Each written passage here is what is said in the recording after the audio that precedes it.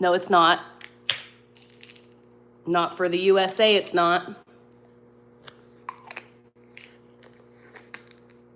I already tried it. You see this, the thumbnail that I made this morning, the thumbnail on this video is what it says when I open TikTok.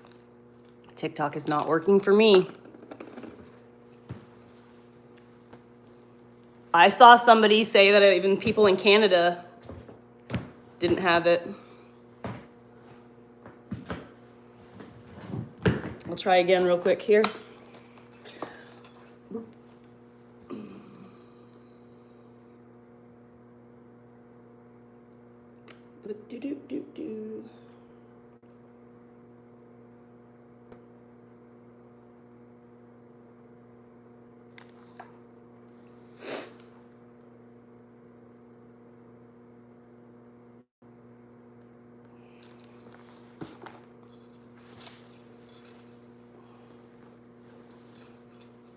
And if you don't live in the USA, then... Why am I joining TikTok just as the government ban begins? Because I don't like being told what to do. I don't like being told what I can think or what I can The say. screenshot on this thumbnail right now is what it shows me on my cell phone. Like when I went to TikTok this morning, or 5 minutes ago. I went to TikTok 5 minutes ago, and that's what it showed me. So that's what I screenshot. Whatever, who cares? Anyway. Huh, weird. Probably they're just having some issues figuring out how to actually ban it for everybody. I haven't opened TikTok on this machine in so long.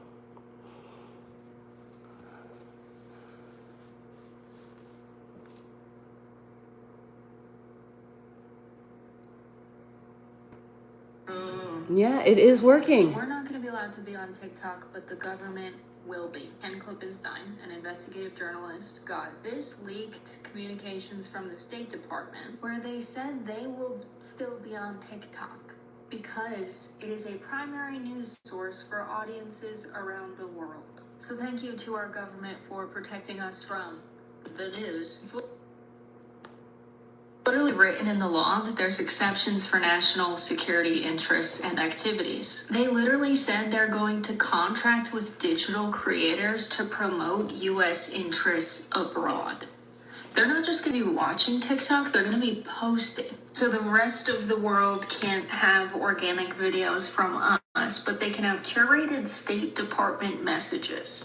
And I'm sorry, are State Department officials and government workers uniquely immune to Chinese propaganda in a way that they can detect it and debunk it because they have special abilities that the American public don't? This is just not at all giving freedom. This is not giving democracy. This is not the America I was promised in elementary school. We're not going to be allowed to be on TikTok, but the government will.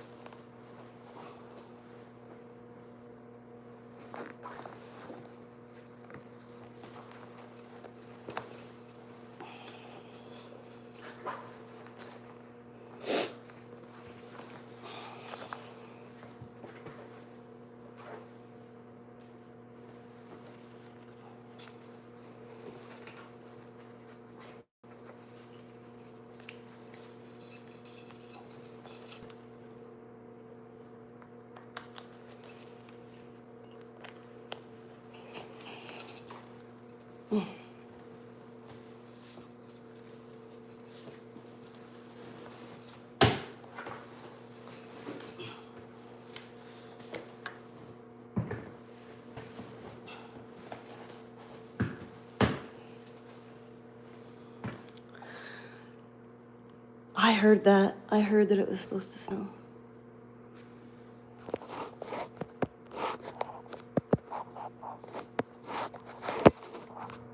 I mean, it's literally about censorship. It's 100% that they do not want people talking to each other from other walks of life. So the difference between like TikTok and other platforms, I think, is that other platforms keep black people segregated, they keep Asian people segregated, they keep white people segregated. And unless you're a white person living in a predominantly black neighborhood, and all of your friends and family, like the people you interact with on a regular basis, are also black, and you're a white person, it really, like, it's almost like how Bigo is like almost an exclusively black content creator app. But we've been segregated. And I think that TikTok goes on interests. So it doesn't matter if you're black or you're white or like whatever, TikTok will show you whoever it is if they have an interest that you do. And so what's happening is people from different class systems, people from different racial environments, people, if you have a common interest, then you're going to be shown the thing. So I think that that's really where TikTok has the cutting edge or the upper hand or whatever you want to call it.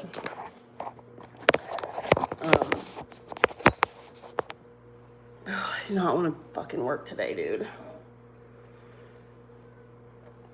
I am sick as a dog. I woke up this morning, I got woken up in my sleep 3 times, snoring, like startle me out of sleep, snoring. I knew it when I was talking to Elliot on the phone last week. I kept saying to Josh, Josh, his tonsils and his upper, the palate area where the uvula, the entrance, the uvula, where this thing is in the back of your throat, that is where, this whole area is where the swelling was. I could hear it in Elliot's voice. And I was like, dude, I can hear it in his voice where his swelling is because of how his voice is coming out of his mouth. I can tell. I've had it myself. And he was like, oh, no. Anyway, I was exactly right. Because that is exactly where I'm hurting, is that back upper palate area where the uvula hangs back. That spot. Fucking A, man. Man, it's a good thing that I'm honest and I'm not a drug addict piece of crap.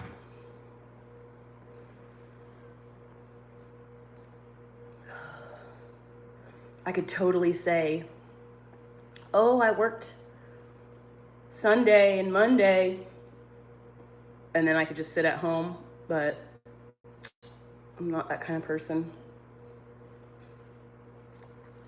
So I'm just gonna do my job.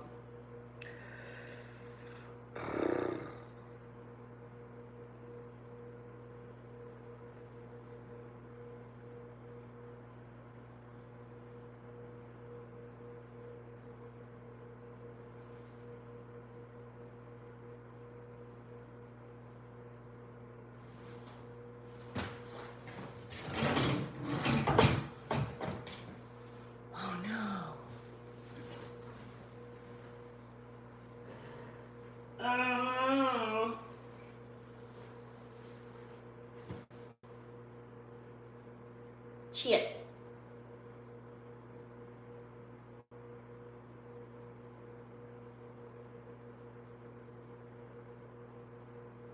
I don't have a mask and I need to do some fucking sanding today.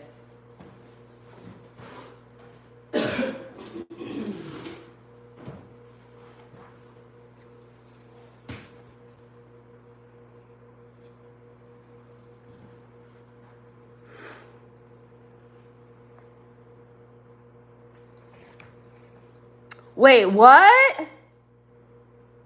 What do you mean she put fucking hands on you?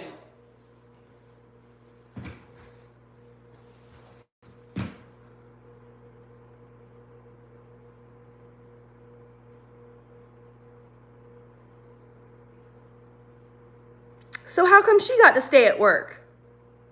Why didn't she get sent home? So she gets to work hours after she started shit? So she gets to earn money while you have to go home.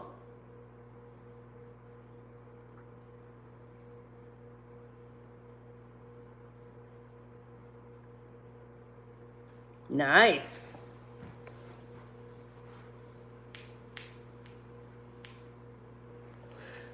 It's a good thing everything is on camera.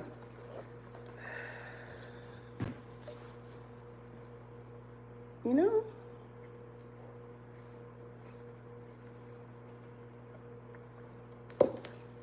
I don't know, just staying at work. That seems like, I mean, I guess that you get PTO, so you're not obviously in trouble.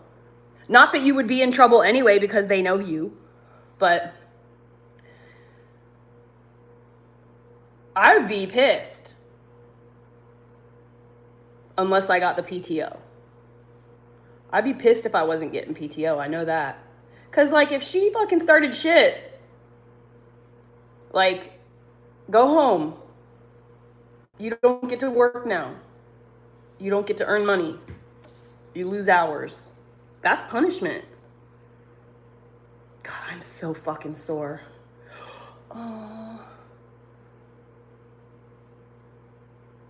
Damn it. I left all my ibuprofen and Tylenol and stuff at home.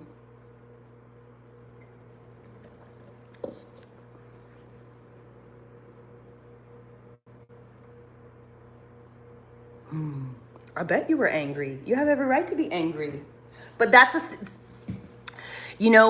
one time I had to call the police because of a domestic disturbance with a boyfriend.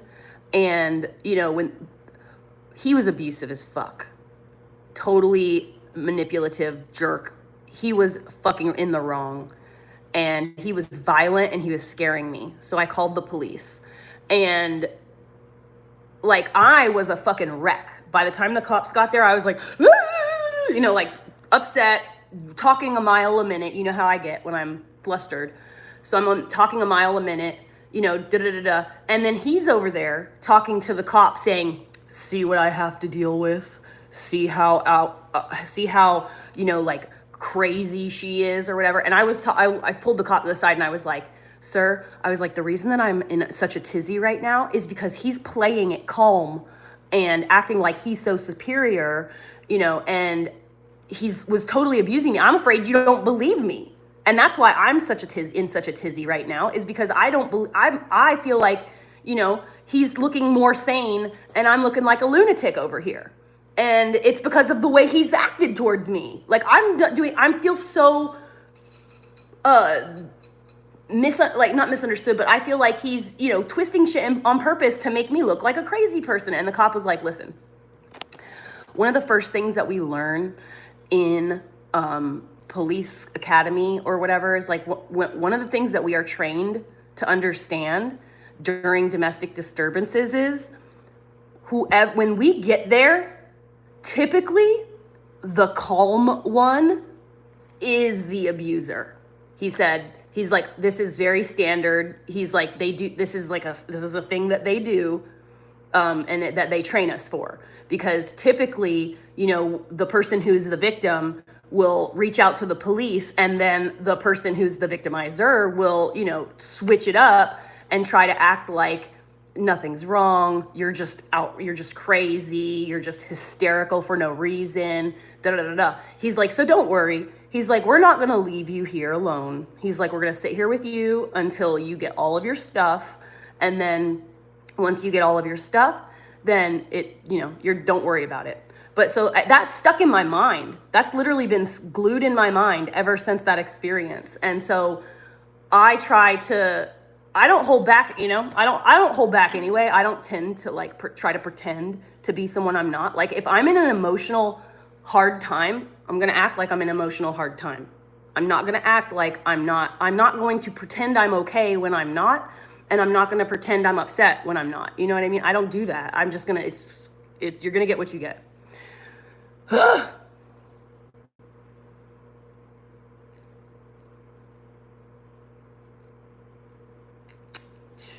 What started it?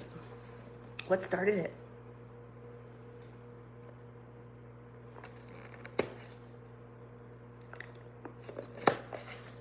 Felt like there was something solid in my coffee.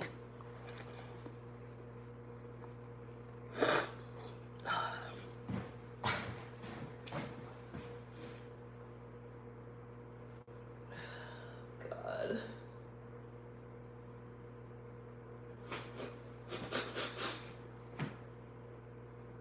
I got boogers in my nose. Boogers in my nose. Oh God, I don't want to do this. I don't want to do any of this.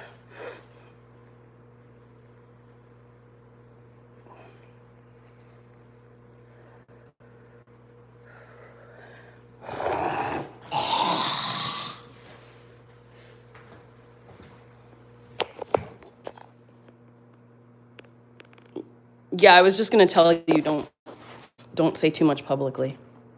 And I was gonna tell you a minute ago to text me and give me all the tea. This is so weird. So literally, like this morning I woke up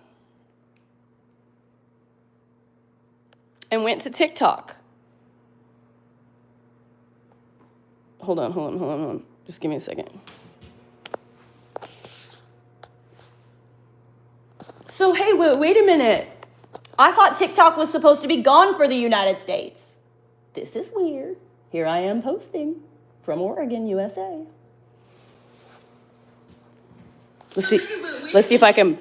I thought TikTok was supposed to be gone for the United States. I'm gonna post a video to TikTok right now and see what happened.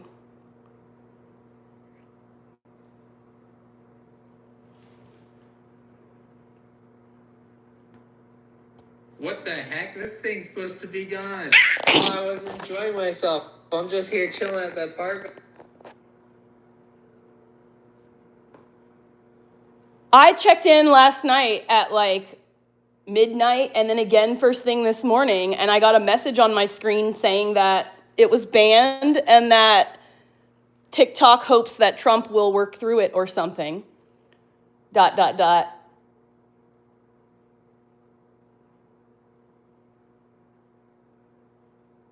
Everyone's like, dang it, I was gonna get so much done, but here I am on TikTok. I was planning to get so much done. It's funny, as soon as I posted my hey, what's going on video, yours popped up on my timeline. Don't forget to join the YouTube. Go live. Do work while you're going live. Don't talk to the camera. Fly on the wall style, exclamation. Damn it. Don't talk to the screen.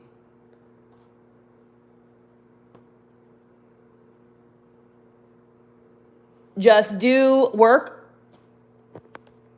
on whatever projects you have going on, and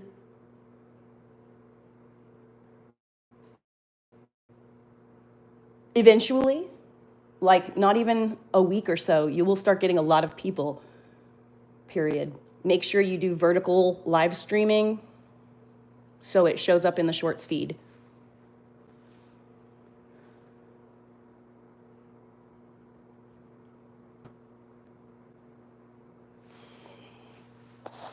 Weird.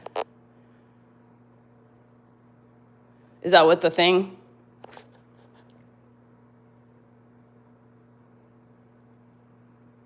Damn it.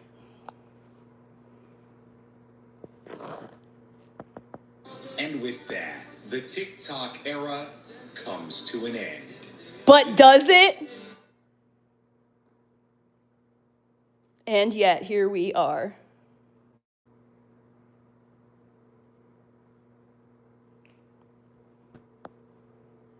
Dude, everybody's saying goodbye. Good morning! Morning. Girl, it's still here. All right, I gotta get to work now. I'm just waiting for my video to post. Good morning. Oh, and in case I don't see you, good afternoon, good evening, and good night. Good morning.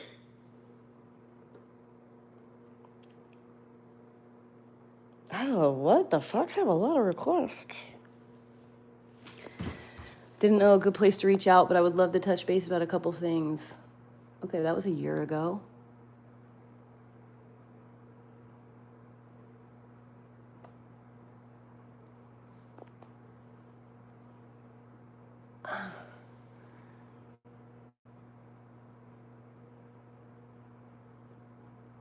Ba-bum.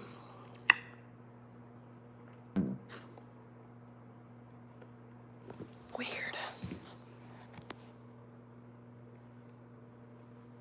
Doc Compton, who's that?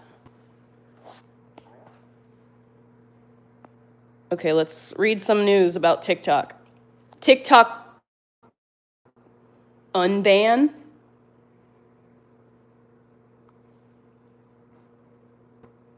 TikTok says it's restoring service to U.S. users based on Trump's promised executive order.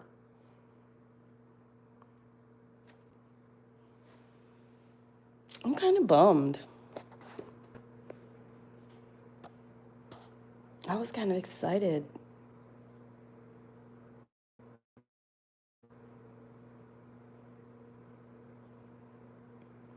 Two hours ago, Trump issued an executive order to postpone the ban on TikTok from going into effect.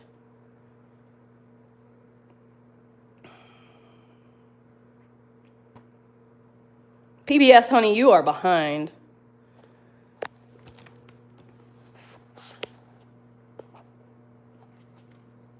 All right, guys. I saw a creator that made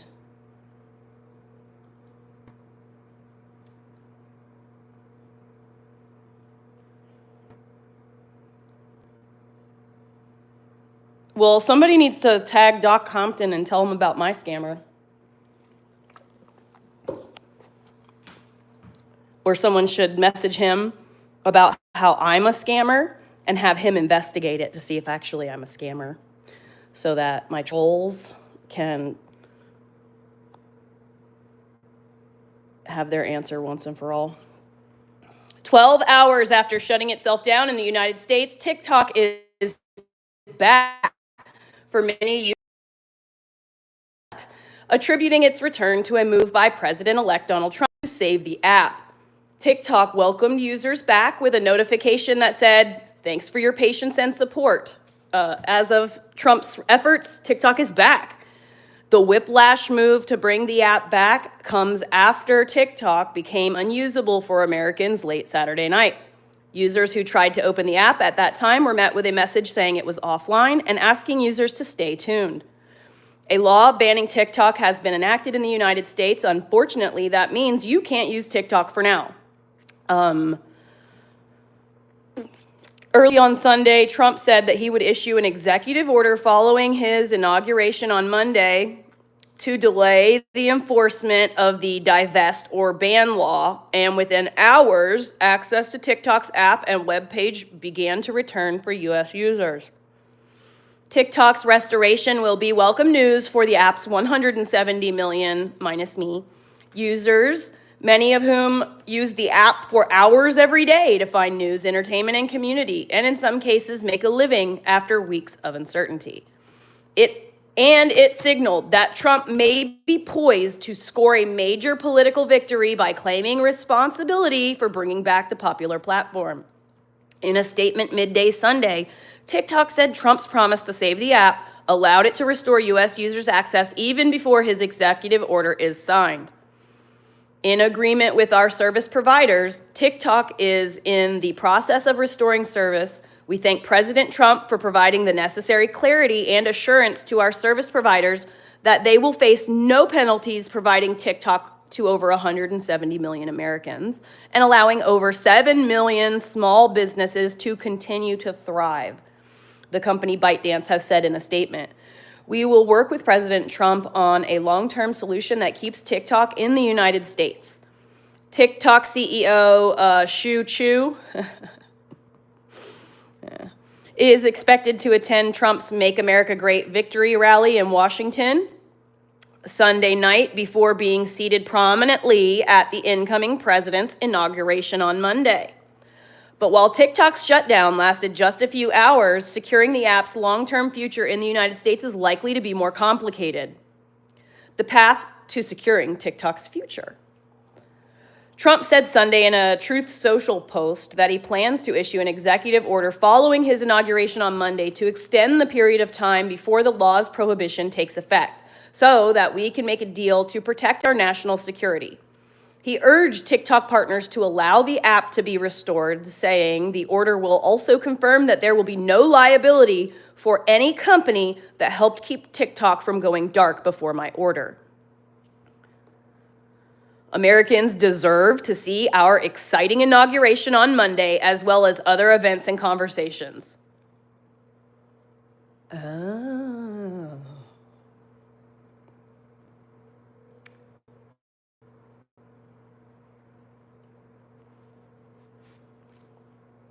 Let's repeat that sentence that Trump said. Americans deserve to see our exciting inauguration on Monday, as well as other events and conversations. Trump knows that Gen Z doesn't get their news from anywhere other than TikTok. So, Trump said, also, he's trying to win over these Gen Zers right now. So here's the thing, guys. If you are Gen Z, if you know someone who is Gen Z, please do not allow yourself to be bamboozled and fooled by the bullshit.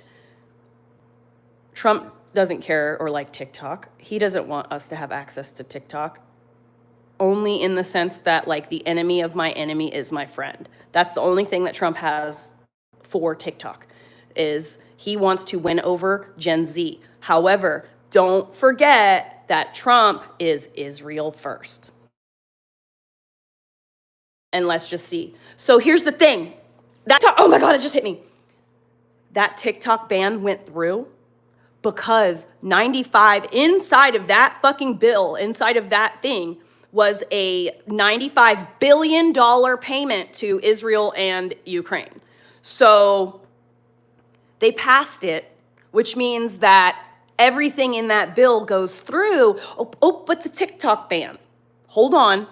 We got to save TikTok. This is all theatric. This is all political fucking theater. This is all political theater. Holy shit. I just realized. Okay, so this was all planned.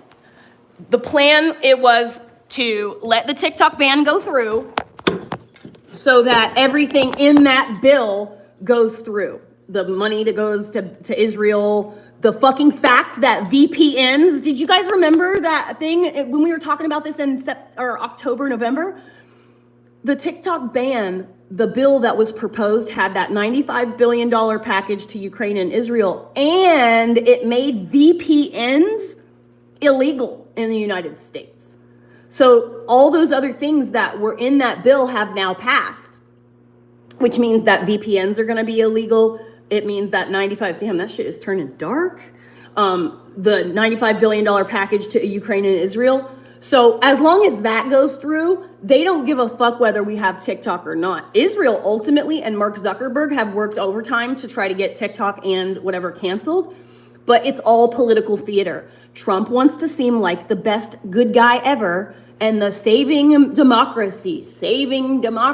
Oh, Trump is going to save us all. Trump is going to be the savior. So now he gets his cake. Everybody gets their cake and eats it too. We get to keep TikTok. Trump looks like a fucking good guy. Israel and Ukraine get the $95 billion, and we still lose some of our fucking freedoms because now we're not going to be able to use VPNs in order to spoof our locations.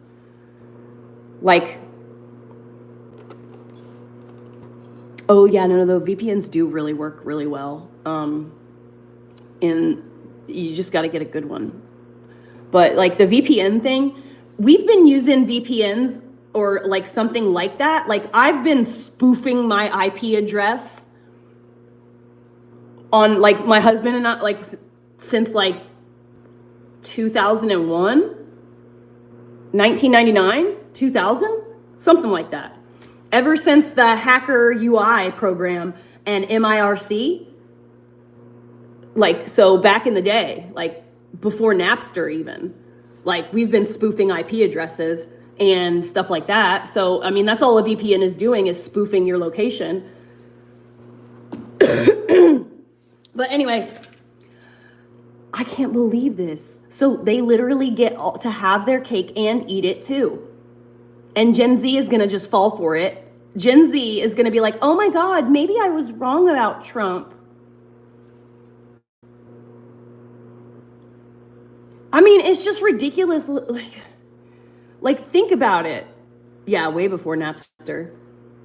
The place where we used to communicate and get all of our stuff from was MIRC, and there was a chat program before AOL Instant Messenger, before any of that shit. It was called ICQ, and it had a little flower, and the sound was like, uh-oh, uh-oh, uh-oh, ew, ew, ew, ew.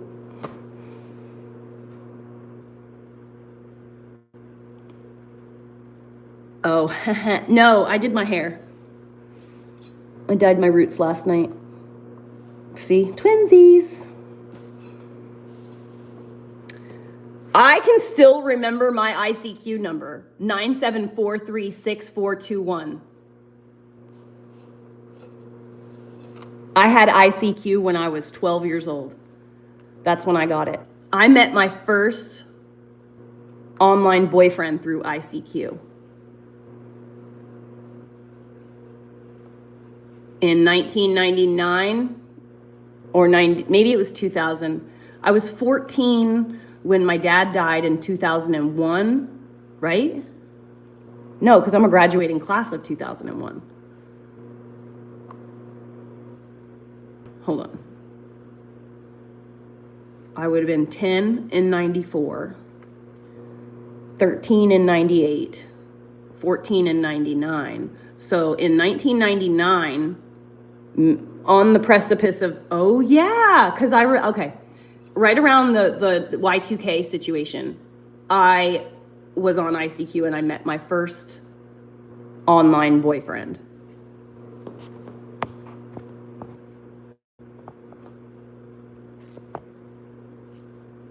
ICQ was the original chatbot.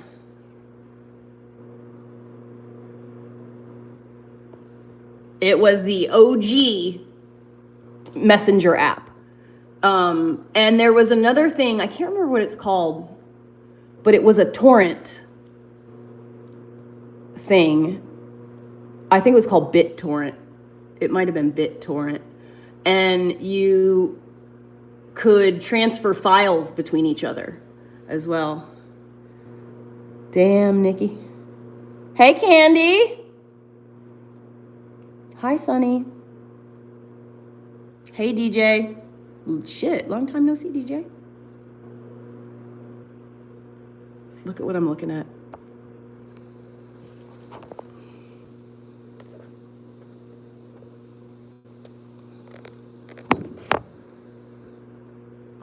So pretty. I need to get to work. I'm here by myself, and I can do whatever I want.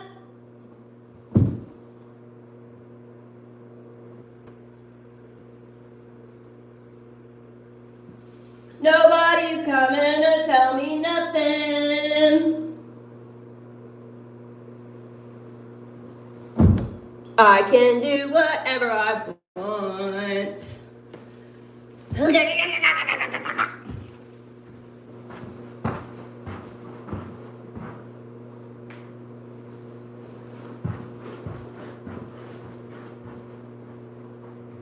It's Lambada, Lambada, Lambada, the forbidden dance. Lambada, Lambada. You remember that movie?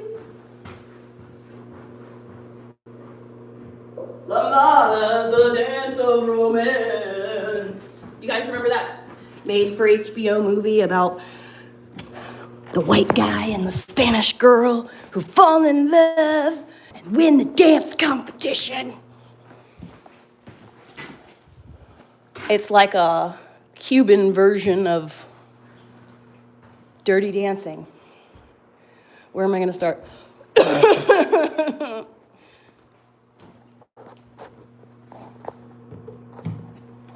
Man, I was so excited about TikTok going away.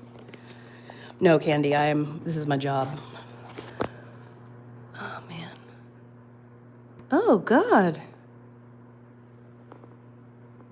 What the fuck? Doing this sanding of the walls and stuff. Ooh. Doing this house shit is like making me break out. All right, I just don't know if the service is gonna be good with the phone here in the middle of the house versus.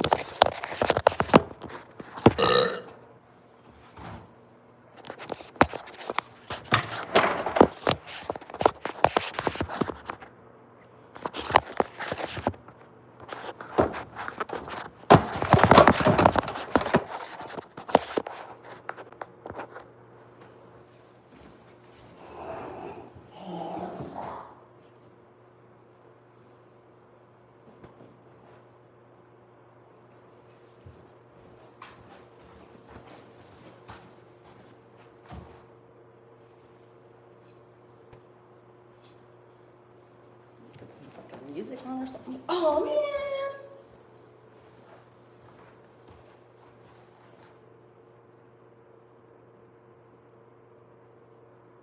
Guys,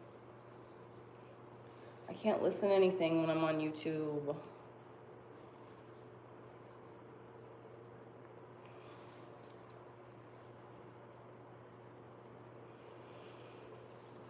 Pretty lame.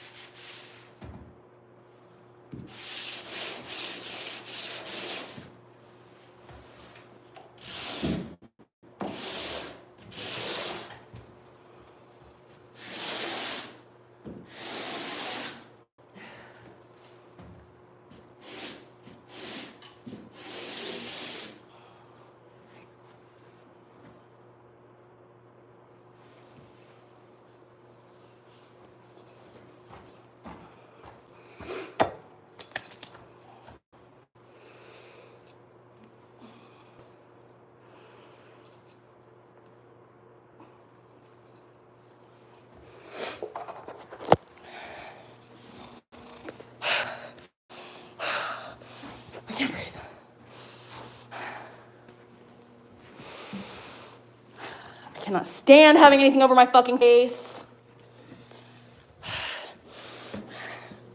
Get panicky.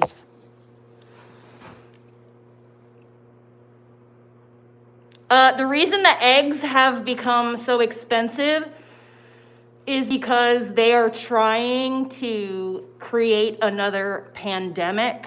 This time, they're trying to utilize, in my opinion, the bird flu.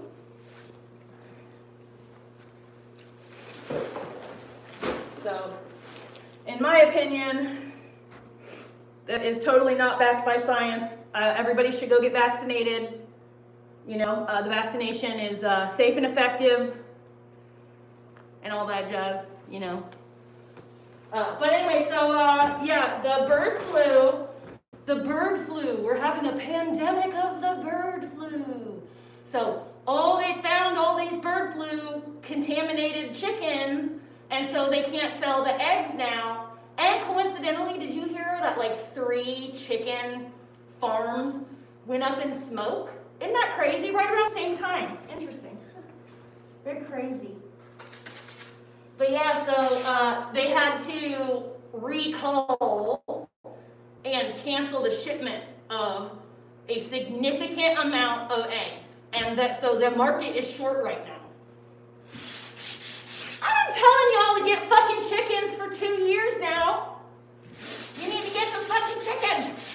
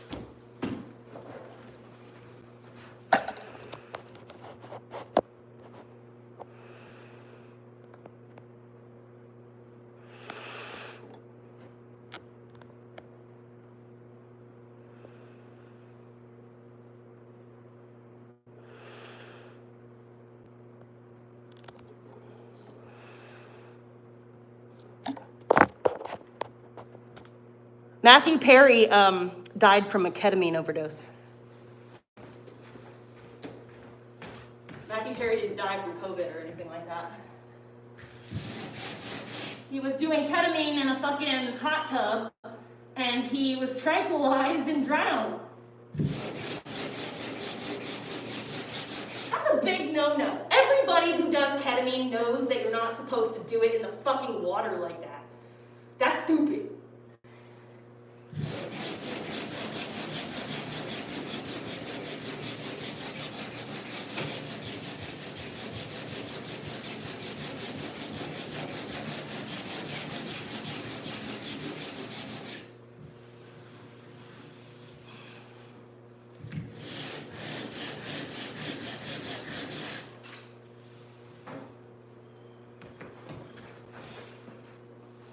Remember where else I gotta. Bathroom.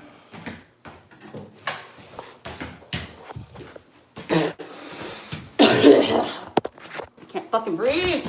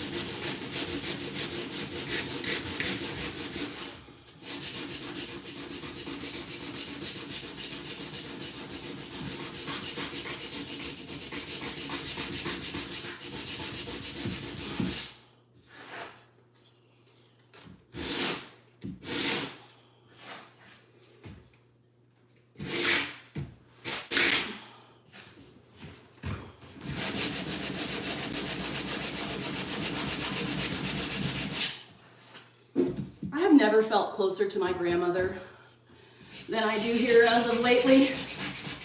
And my dad.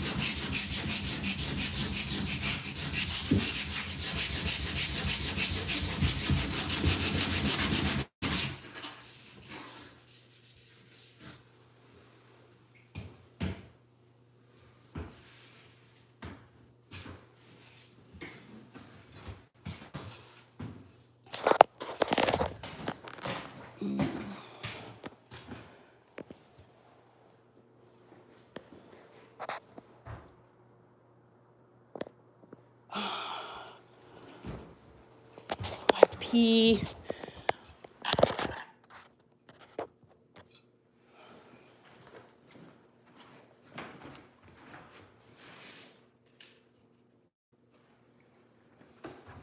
Patch that up. It's not banned already, Ash. Literally, already. They've already lifted the ban. Like, already. By the time that I took the screenshot last night and then woke up, checked TikTok again this morning, and then just posted the screenshot that I took last night. I posted the screenshot that I took last night at like midnight or something like that. And then this morning, the thumbnail here, I just used my old screenshot from last night. But anyway, before I came to YouTube, I tried to load TikTok. It wouldn't let me. And then people came into my chat and were like, TikTok is working just fine. And I was like, no way. And they were right. I was wrong.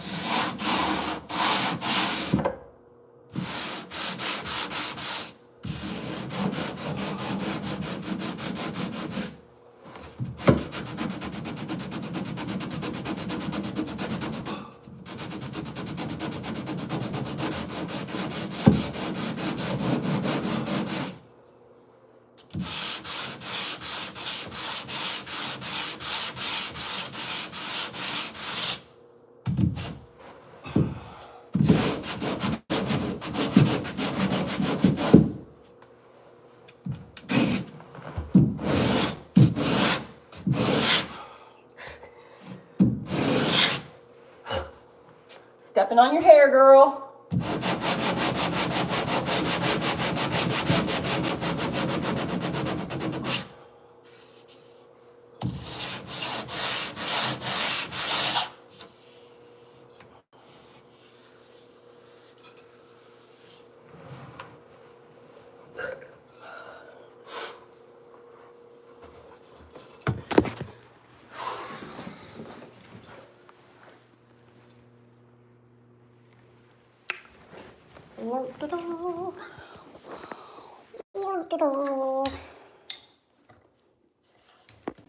Okay. The windows are all taped up.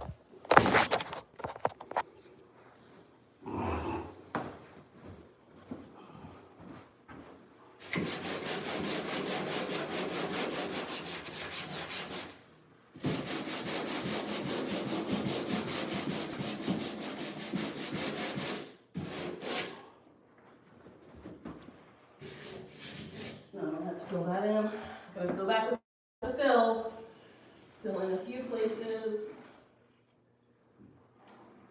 gotta pee. I gotta go pee. I gotta pee. Be right back.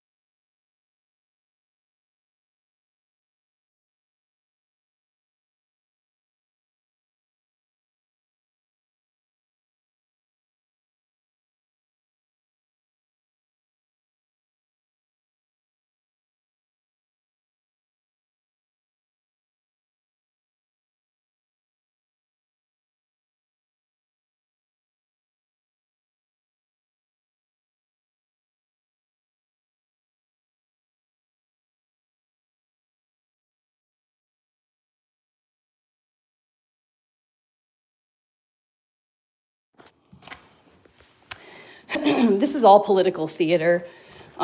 This is all just going according to plan. So what we're watching go down is exactly how it was designed to go down. You know, they are going to cancel TikTok. Trump's going to come in and look like a savior, and he's going to attempt to win over Gen Z. The thing is that and this can't happen because of Trump's allegiances and how he is totally Israel first. That being said, I do like Trump better than I liked, the alternative. But that doesn't mean I still can't recognize the fact that we're being manipulated and lied to and bamboozled. Trump wants to seem like the great white hope or the great orange hope. So he is going to save TikTok so that he can win over the Gen Z pool, because that's ultimately the goal, is to win approval. Trump is about ratings and approval. He is a television man. That's what he cares about. How many people saw it? What were the ratings? That's what he cares about. Those are the types of things that he values and prioritizes, is, how many eyeballs. Because ultimately, at the end of the day, it doesn't matter if you were right. What matters is what people think.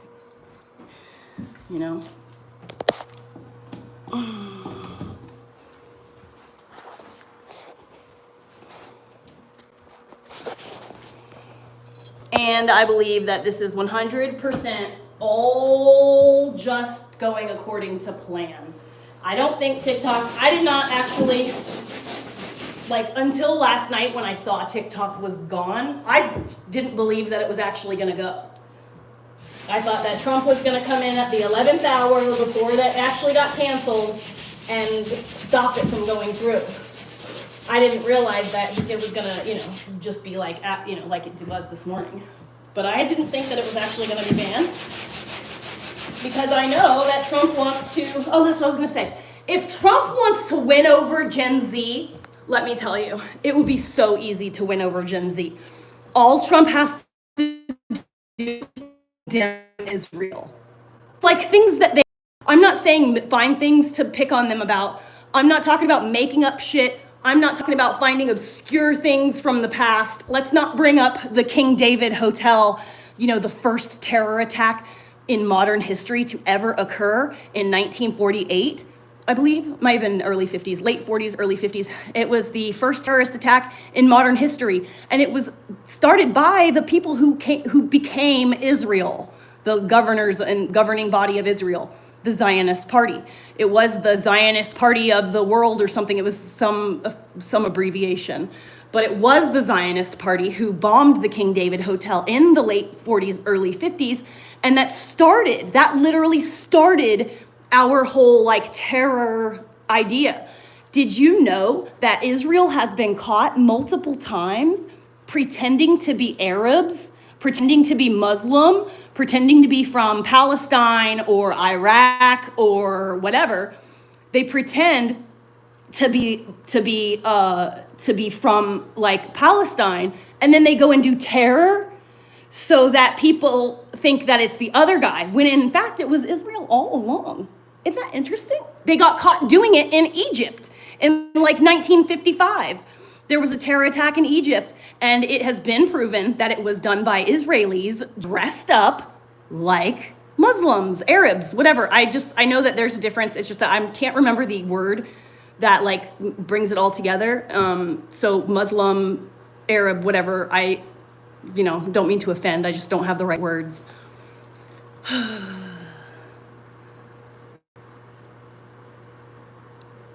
Right, exactly. They're all working together.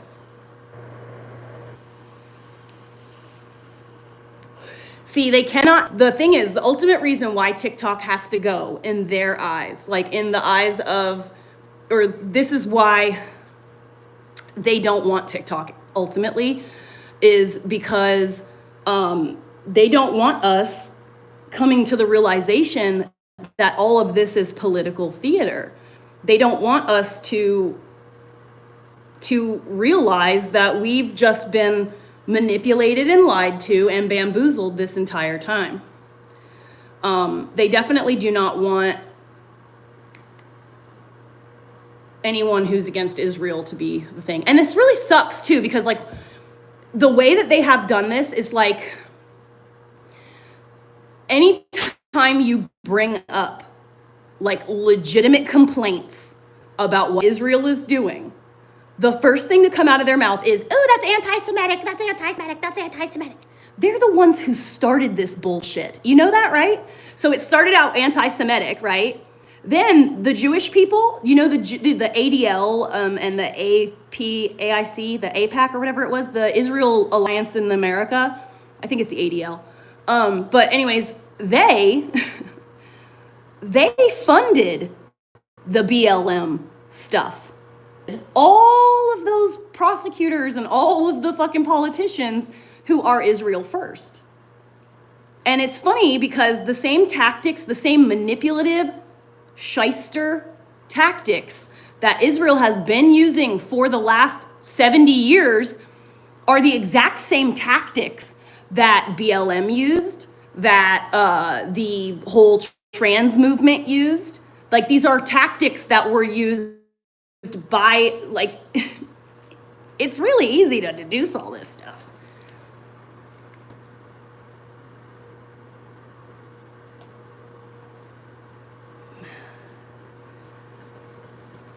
So when was Israel created?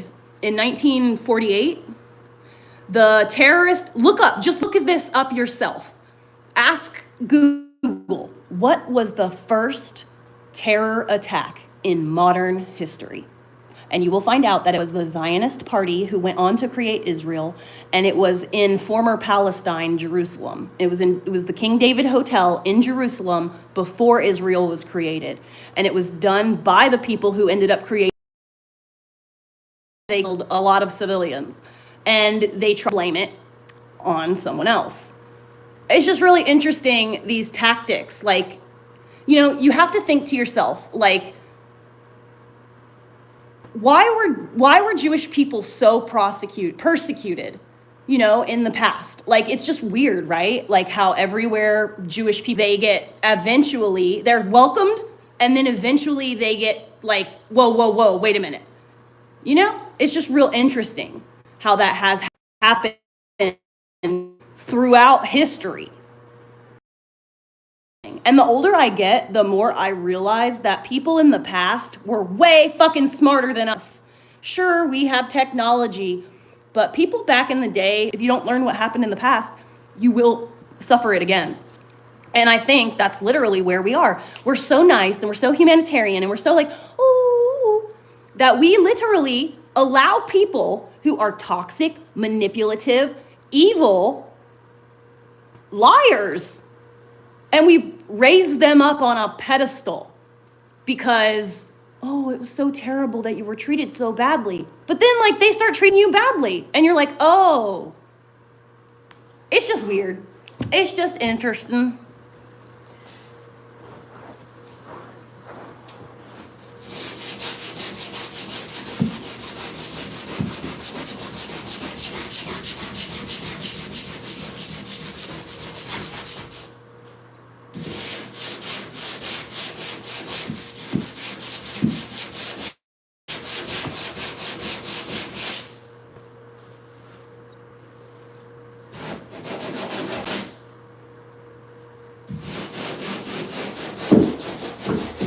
I want to listen to something. I'm going to have to switch to Bigo.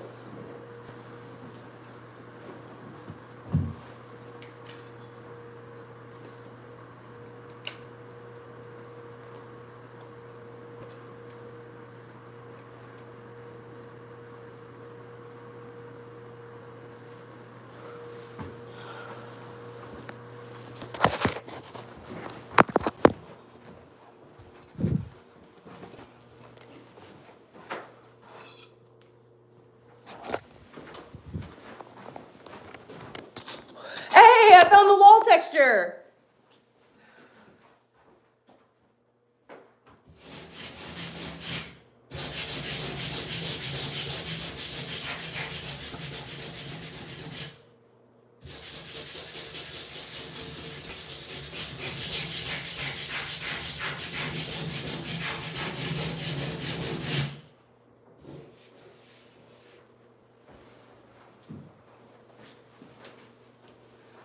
I am not a fan of this fucking cold that I have, this flu shit.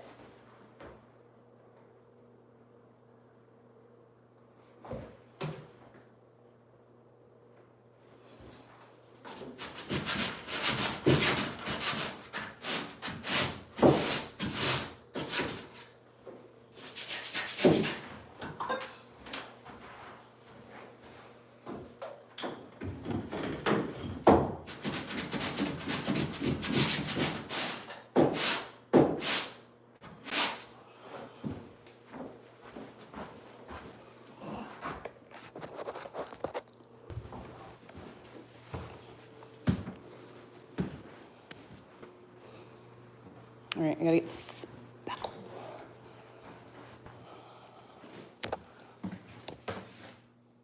Get up there.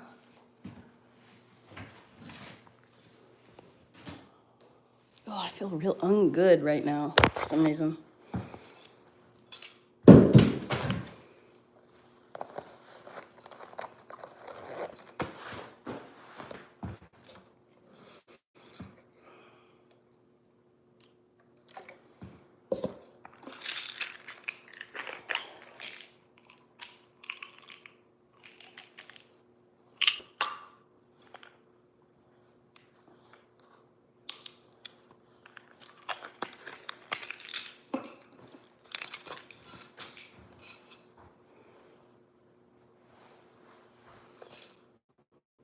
Trump in hiding, anti-drone tech deployed. Hold on a sec.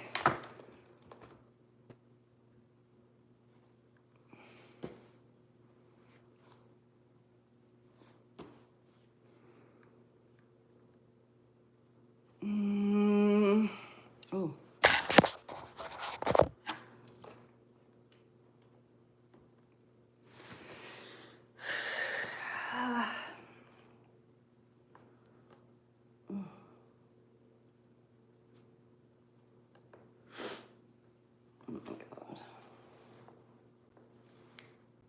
Yeah, I feel queasy. Queasy and like just, I don't know how to explain this feeling that I have right now. Like, I don't know, have you ever, like, drank, like, cannabis syrup or, like, OD'd on edible cannabis? That kind of nauseous? That's how I feel. I feel like, kind of like I drank too much syrup, like weed syrup, or like I ate too many edibles, or like, I don't know. But I didn't. That was the first, I mean, like maybe the second time I've hit my green medicine all day. So it's definitely not that. I have the flu. I'm sick. And because I'm sick, I feel like shit.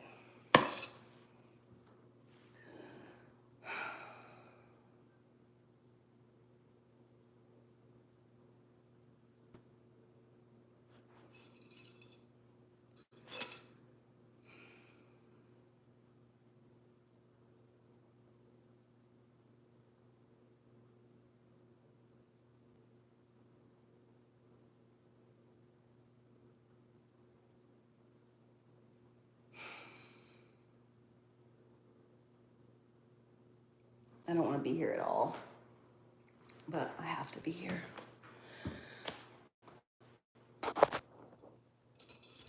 No, there's no chemicals in here.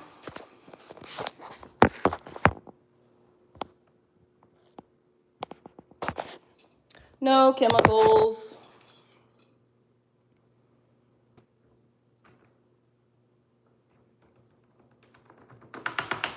I'm gonna listen to something, but like,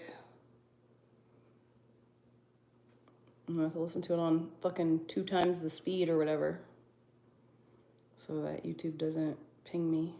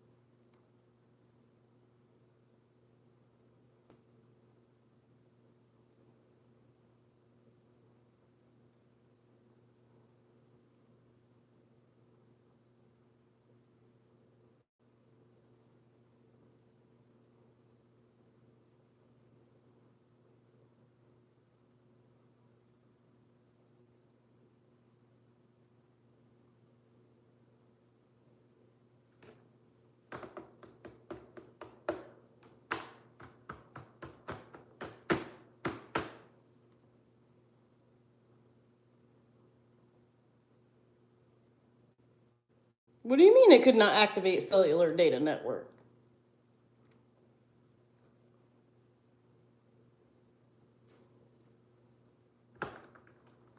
Thank you.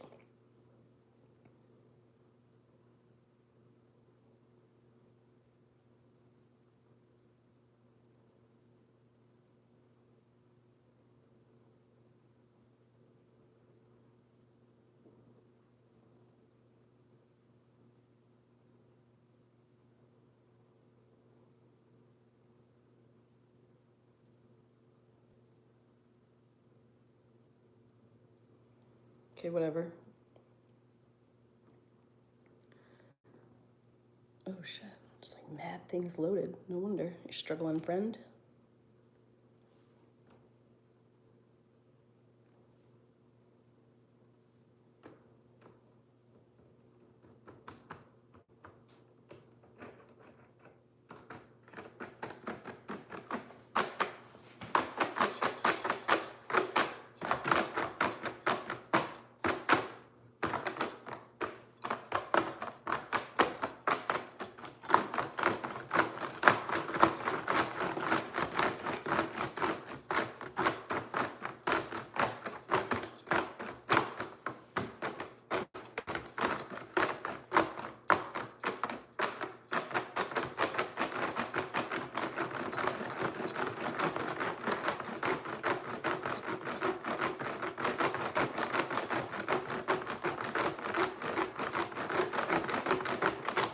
Whoop, can't stop myself from starting to stim.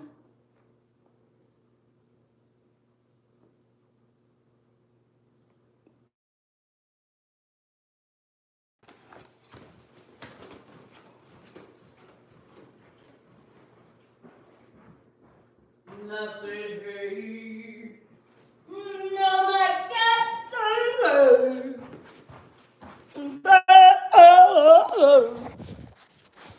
it goes. Now it's working closer to the window.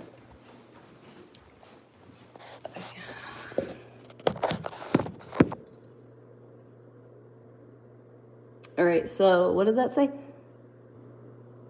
Trump in hiding. Anti-drone tech has been deployed as alien aircraft is being reported.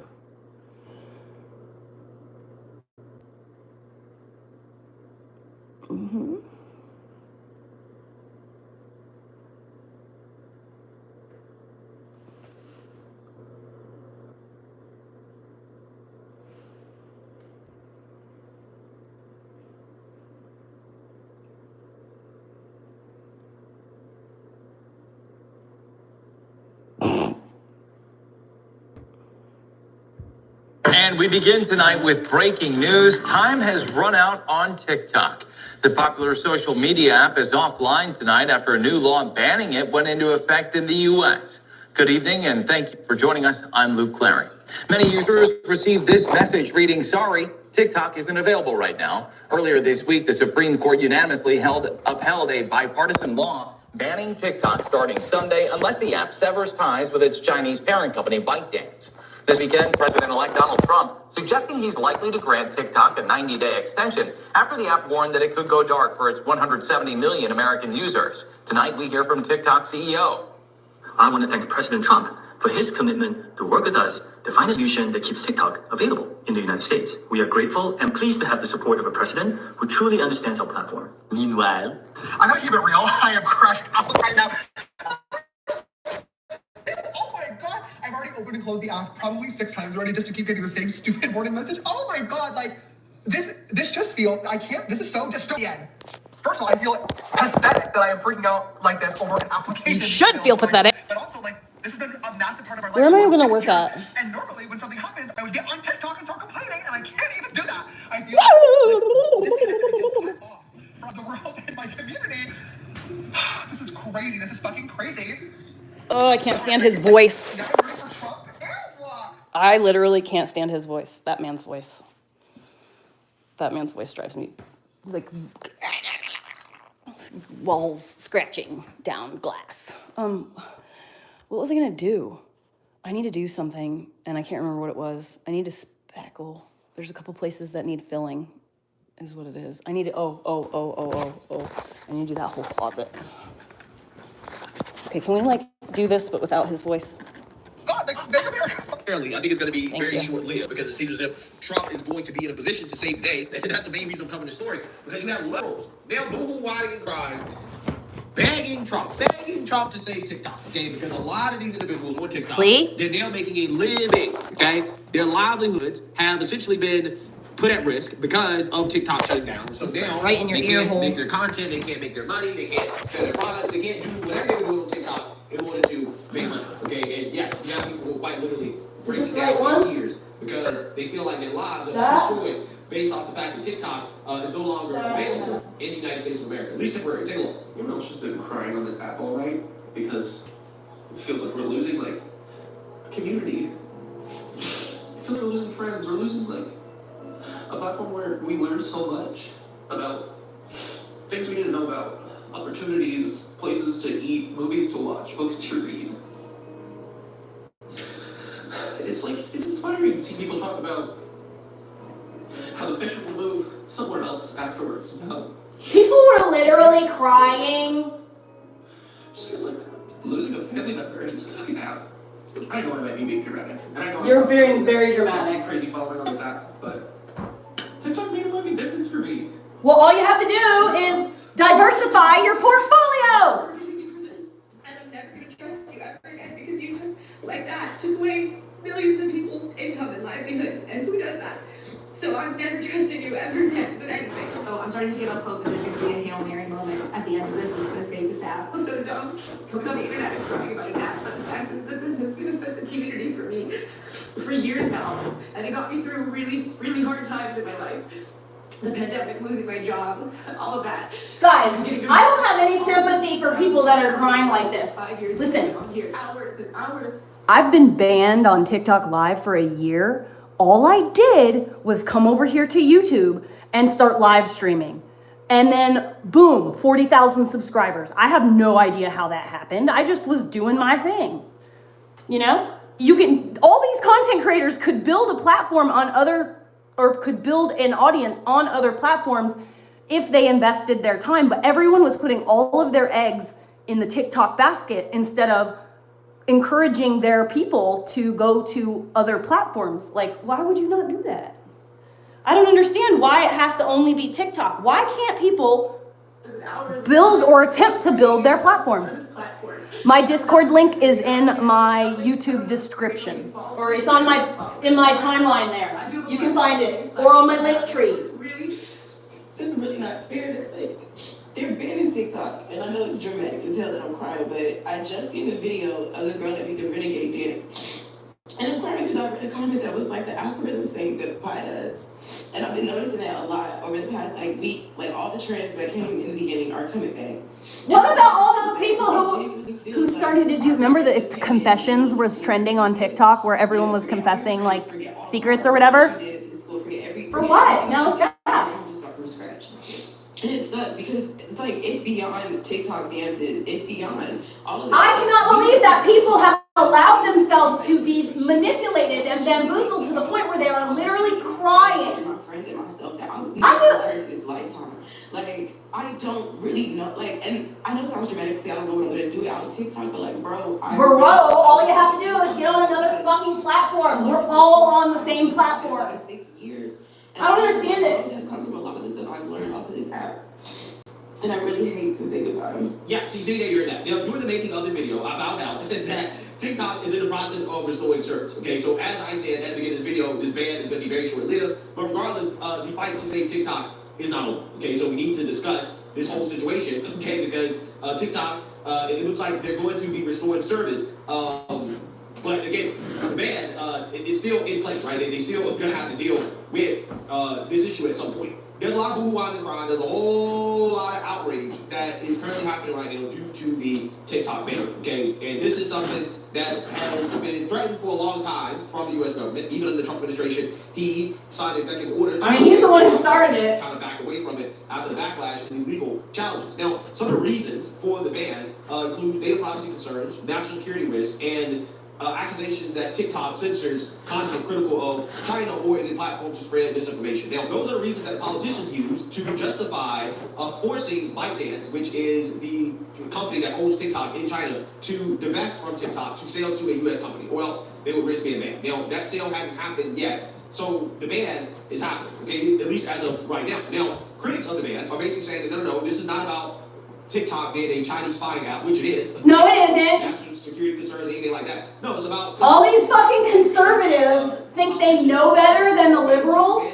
when they are just as fucking bamboozled. Palestine riots and protests, okay? And we had a whole bunch of people speaking out. They're fucking... All these conservatives are Israel first. They decided to ban TikTok, again, an app in which you had a whole lot of people that were very anti-Zionist, anti-Israel, and that ultimately, in my opinion, I think that definitely played a big part in motivating the politicians to get it done. Okay? No, this is actually about banning free speech. Regardless, from a political perspective, the Democrats are taking the heat for banning TikTok because it was signed under the Biden administration. Biden signed off on it, and the Supreme Court ended up upholding the ban. And now it looks like Trump is in a position to benefit because it looks like he is going to allow TikTok to continue to operate when he gets back in office via executive order, at least temporarily until they can finalize a sale. So it looks like Trump is going to be able to save the day here and get another W over Democrats. And that's why I say that the politics behind this is extremely fascinating because it seems as if Trump is about to get another big W, right? He's going to get a big W among liberals because they're the main ones who want to cry. I'm not saying there are no conservatives that are upset. That's because the conservatives are Israel fucking first. Concerned about the free speech implications of this ban, but regardless, yeah, a lot of people are upset happen to be on the left, and they have to defend on Trump, right? They're begging Trump to get TikTok unbanned. So it's pretty hilarious to see how all this is working out. So without further ado, let's get into it. More than 170 million Americans. TikTok offline. If you tried to open the social media app this morning, I know I did, you probably got a message just like this one that says TikTok services are, quote, temporarily unavailable due to the U.S. law banning the Chinese-owned app. That took effect today. Sirachi Rai, social media reporter and director of audience development with our partners at Hill.com. Sirachi, good morning. This is not the resolution that 170 million TikTok users were hoping for. What happened here? That's right, Hannah. Good morning. At around 10:30 p.m. last night, TikTok voluntarily decided to go dark. Now, this was ahead of that midnight deadline when the ban would essentially be in place after the Supreme Court ruled unanimously to uphold the ban. So a lot of users very disappointed. People were live tweeting their reactions. They've decided to migrate to other platforms. And for a lot of users today, they're waking up to the fact that TikTok is not accessible. We've also heard from Amazon, Google, Microsoft. I got my Ray-Bans and my flippy floppies. So if you already have that app downloaded, it should still be on your phone, but you won't be able to use it and you cannot download it again on a new device. Now, this has been a long time in the making. You know, President Biden signed this ban into law in April, and a lot of reactions since then have been flowing in, and we know that there are 7,000 TikTok employees in the United States who are also waiting to hear about their future, but the company has said that they are being supportive to their U.S. employees while they figure out what the details of this ban are and if they might possibly get a reprieve. So what? Wow. Yeah, so honestly, I don't understand why there hasn't been a U.S. equivalent, right? A competitor that people could easily migrate to. I guess you have other platforms like... That's literally what I've been saying. Why doesn't someone just make one? I guess are kind of competitors. Come on. They are offering short get it together. Content, right? Those short clips and stuff like that. They don't do it at the same level as TikTok. I think the closest thing we have maybe Instagram Reels. But you know, no, it's YouTube. Somebody hasn't made a copycat app yet, right? These are the exact same features as TikTok. It's just a US version, and just have people migrate over to that app. I'm not sure why it hasn't been done yet. Maybe it has been done. Maybe it's just not popular. Social media is a tough business. It really is. This is why X is still so popular. Because once people get on an app and they like to build a social media network, it's really hard to get them to transition to a competitor unless the competitor is significantly different or provides some other good or service associated with social media. But regardless, personally, here's the thing. I think that this is only going to be temporary. I think Trump is going to ultimately end up saving TikTok one way or the other. It's not a matter of if, it's a matter of how. But I don't know, maybe a day or two away from TikTok is good, right? Maybe it's good for the mental health of this country, right? Especially on Trump inauguration day, okay? Actually, I'm kind of sad. I'm kind of hoping that TikTok opens back up on inauguration day, right? Because I want to see... Isn't today inauguration day? To talk about the liberals who wanted to cry over Trump being inaugurated. Because there are conspiracy theories out there that Trump's not actually going to be inaugurated, right? Well, they're trying to stop it from happening. I know I just saw a message from Congress this morning. And he will not be our next president. How I know that for certain comes from the knowledge of some information.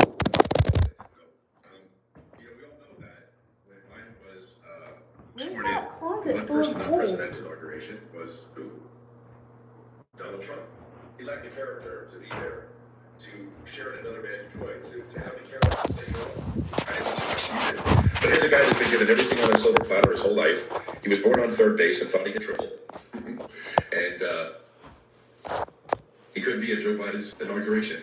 So what I found out last night is, you know, I'm thinking, when is Donald Trump going to be arrested? And now I know that he's going to be arrested at his inauguration. Because there's going to be... God, these fucking retards. They are Barack Obama, George W. Bush, and Bill Clinton, and their wives will not be present at Donald Trump's inauguration on Monday. They will not be there. I can't imagine Not why. just because they know that he's an asshole, they don't want to be near him or around him. Is that why Obama was chuckling the whole time at fucking Carter's funeral? No, it's because it's political fucking theater, you idiot! The inauguration, the steps that have been taken, 30 miles of high quality, well-built fencing. This is very difficult to negotiate. It's not easy to get over. 30 miles of that. Cement blocks and 25,000 law enforcement officers. Those things are in place to quelch a second insurrection.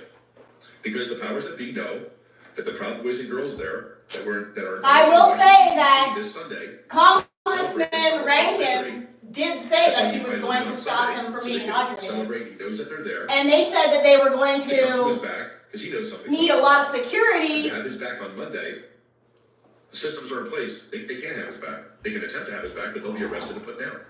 So there you go. This is probably one of my most meaningful videos. One of my reaching out to you, and hopefully it'll be one of my shortest. I'm learning to curb it. I'm going to be better. I'll be better at providing information and not going on so long. So there you go. The 15th, the hearing on election interference. The next day, yesterday, Joe Biden signs an addendum to an executive order 13694, making it a crime to undermine the election process, which Donald Trump's guilty of. And that's the final piece of the puzzle. How is he guilty of it? Biden was president. He didn't interrupt it. It didn't interrupt it. He went on as president just like planned. Okay, they're alluding to conspiracies that Trump isn't actually going to be president. When they found out that, yeah, those things weren't true, right? That didn't actually work out the way that you thought it would, and that Trump is now, in fact, your president. So yeah, I mean, that is the part I'm disappointed in the most. I do understand that TikTok is a Chinese spying app. I definitely think that it is a national security concern. No, it isn't. Not any more than fucking Facebook is. ByteDance ultimately divest from the app and to sell it to a U.S. company, right? I'm hoping that that's what happens. No. What are the implications for the people, the business owners, the content creators that use TikTok on a daily basis? That's right, Hannah. You know, we saw during the pandemic that there was this huge surge in small business owners really making their living through their popularity off of TikTok. You know, TikTok is a very creator-focused platform. They focus more on, you know, the social media of old, where you could have a video go viral, get millions of views, and that would result in business for, you know, especially small business Didn't owners work who for rely me. so much on this app. So they're Wish I knew definitely how going to to do be that. impacted by this ban. We've also seen some creators who've been posting their videos on TikTok. You know, one very popular creator who talks about lifestyle and I had a video go viral on TikTok. 16 million views. losing a good friend. So we know I wasn't able to translate that into a business. I wish I knew how to do that. From President-elect Trump, who hinted yesterday that he might give them this 90-day reprieve. He said that if that decision comes from him, it will come tomorrow, the day of his inauguration. And he told basically all the TikTok users to stay tuned for that. So we'll have to wait and watch to see if President Trump does give them that 90-day reprieve. All right, we'll keep an eye on this. Suraj, you're right. Thank you. We are good. Yeah, hilarious. Hilarious. So you have President Trump possibly getting a ceasefire between Israel and Hamas. We will see if that actually is finalized and how long that lasts. But regardless, historic, okay? Then you have Trump becoming the president that is going to save TikTok. A lot of these far leftists are probably losing their mind right now. Losing their minds over the fact that Orange Man is about to get another W, right? He's about to get another W. It's crazy how that works. It really is. The politics behind this is perfect. Yeah, it's called political theater, dude. Come on.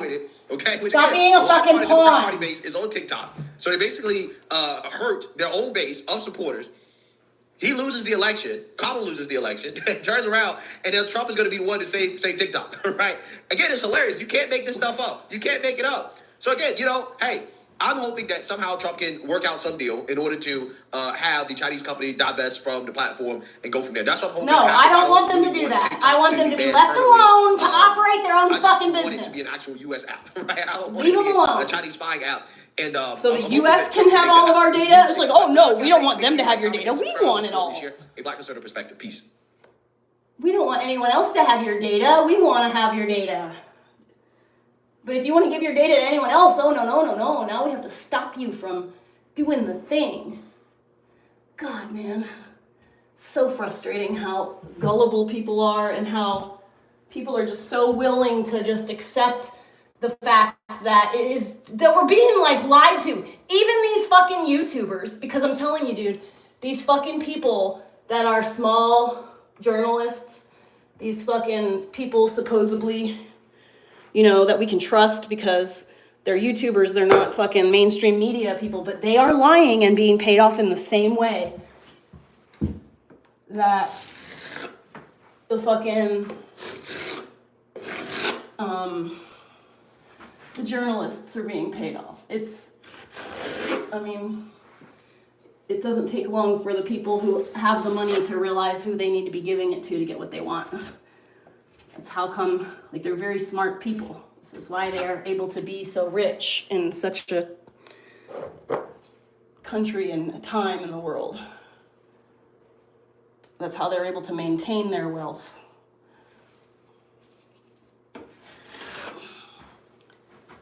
Yeah, we're being lied to, we're being bamboozled, and nobody is, like, everyone is so us versus them. Like, they've been bamboozled to the point where It's us versus, it's like, you know, us versus them, but like the them is whoever doesn't believe the exact same things you do politically. No, absolutely not. Don't be stupid. No, the actual enemy are the wealthy people in power who are using their money to have a say politically what goes on. Like, that's the problem. So we need to take a mental note. We need to go, okay, so everybody knows that MLK, Martin Luther King, was a good person, had fucking really made a huge difference in this world. Y'all need to start researching, well, why was MLK actually, why was he killed? What was going on right around the time that he actually died? Like, in the moments leading up to and like the days leading up to. Do you know why he was actually killed? It wasn't because of racism. It wasn't because he was uniting black people and white people. Do you know why he was actually taken out when he was taken out? I mean, they tried to make this man kill himself. They put burning crosses in his front yard to try to make his life a living hell, and he still pursued. But do you know what the final straw was for them, actually? It was called the Poor People's March. The Poor People's March, where we were uniting based on our class system, and poor people, which way outnumber the wealthy people, united together. It doesn't matter what color your skin is. It doesn't matter what your political beliefs are. It doesn't matter what your religious beliefs are. If you literally cannot feed yourself, if you cannot clothe yourself, if you cannot keep a roof over your head and live a basic human life with your basic needs met, then you qualify. It doesn't matter if you're gay. It doesn't matter if you're trans. It doesn't matter if you're black. It doesn't matter if you're Asian or white or what. That's what we should be concerned with. We should be concerned with the people who do not have their basic needs met. And that is what we need to do. We do not need to be focusing on minorities. We don't need to be focused on, no, because there are plenty of people who fall into the minority category who are just as fucking bad as the white people in power, okay? So we need to do what Martin Luther King was trying to do, and we need to unite. I have literally been saying this for a year and a half, but we need to unite based on the fact that you have or you have not. Simple. And I'm not saying that we should be fighting with each other. I just spit. I'm not saying that we should be fighting amongst ourselves like, oh, well, you've got money. That means you're evil and I should beat you up. No, no, no, no, no.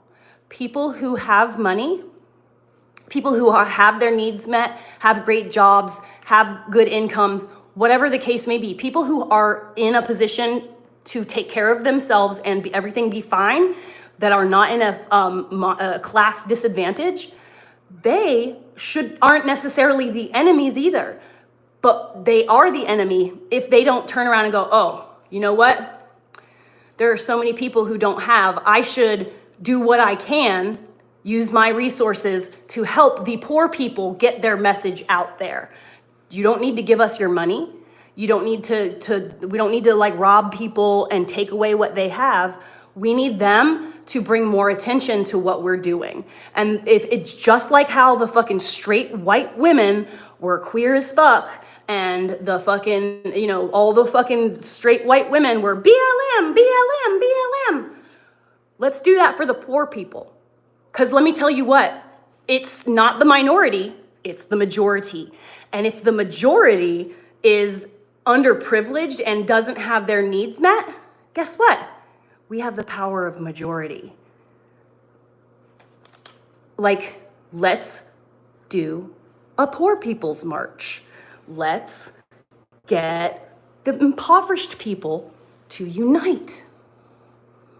If you make below $40,000, you qualify.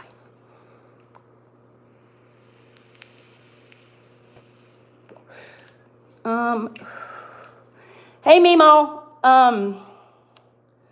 Yeah, the link tree or whatever, the Discord link is in my YouTube somewhere. Like, if you look in the community posts, if you scroll down, it's there for sure.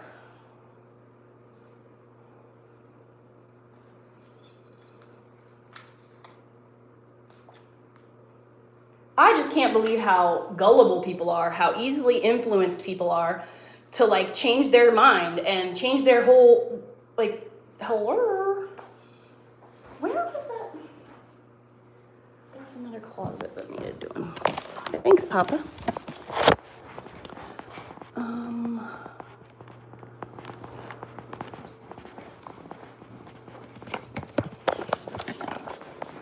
Gotta remember all of the spots where I was like, oh, I gotta go back and touch that up. That's me.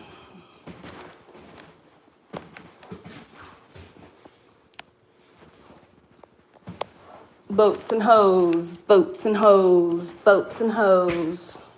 I think I did this room already. God, it looks so good in here. Oh, it looks so good. I did such a good job in here. I'm proud of myself. Okay.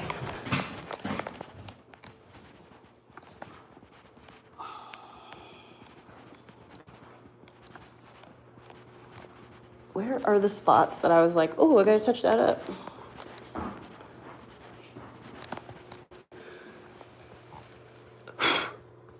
Oh, it's a spooter.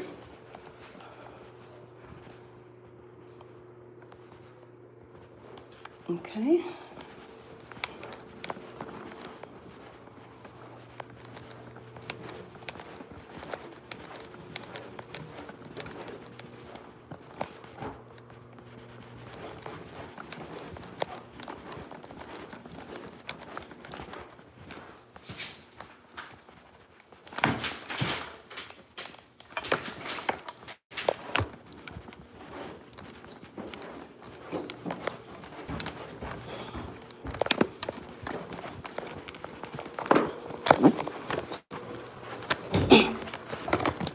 Oops, what was that? Oh shit, that's the putty.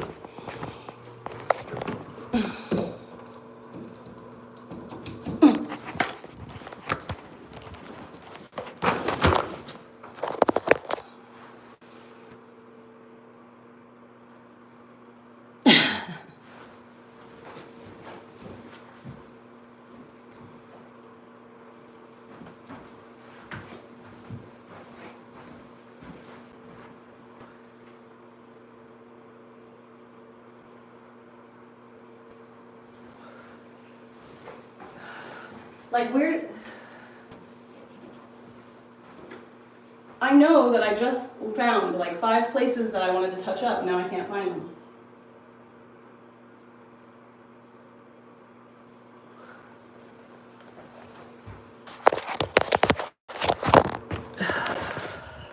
Got the notification for what?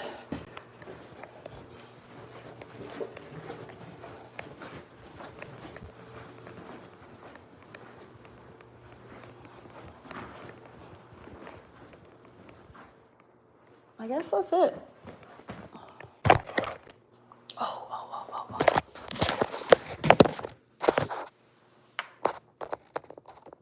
Oh, yeah.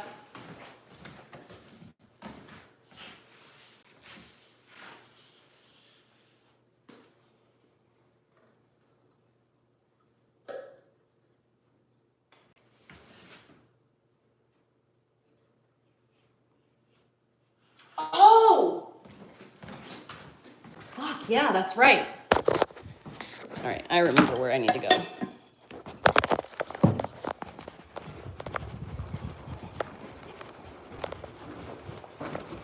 Good girl.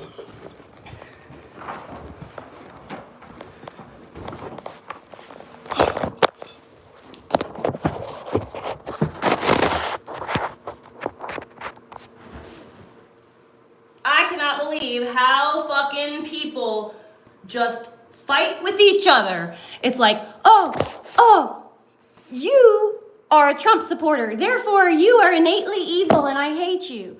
Oh, you're a liberal, I hate you. Oh, you're black, oh, you're white, oh, you're this, oh, you're that. It is so fucking stupid. Like, how could we be so easily fooled into fighting amongst ourselves? How is it that, like, I just don't understand how people are so easily bamboozled. Like, do people not use their like thinking? Like, do they just go, oh yeah, okay, instead of going like, well, wait a minute, that doesn't add up. It's just ridiculous. I just don't understand it, how people have just allowed themselves to be so willingly bamboozled.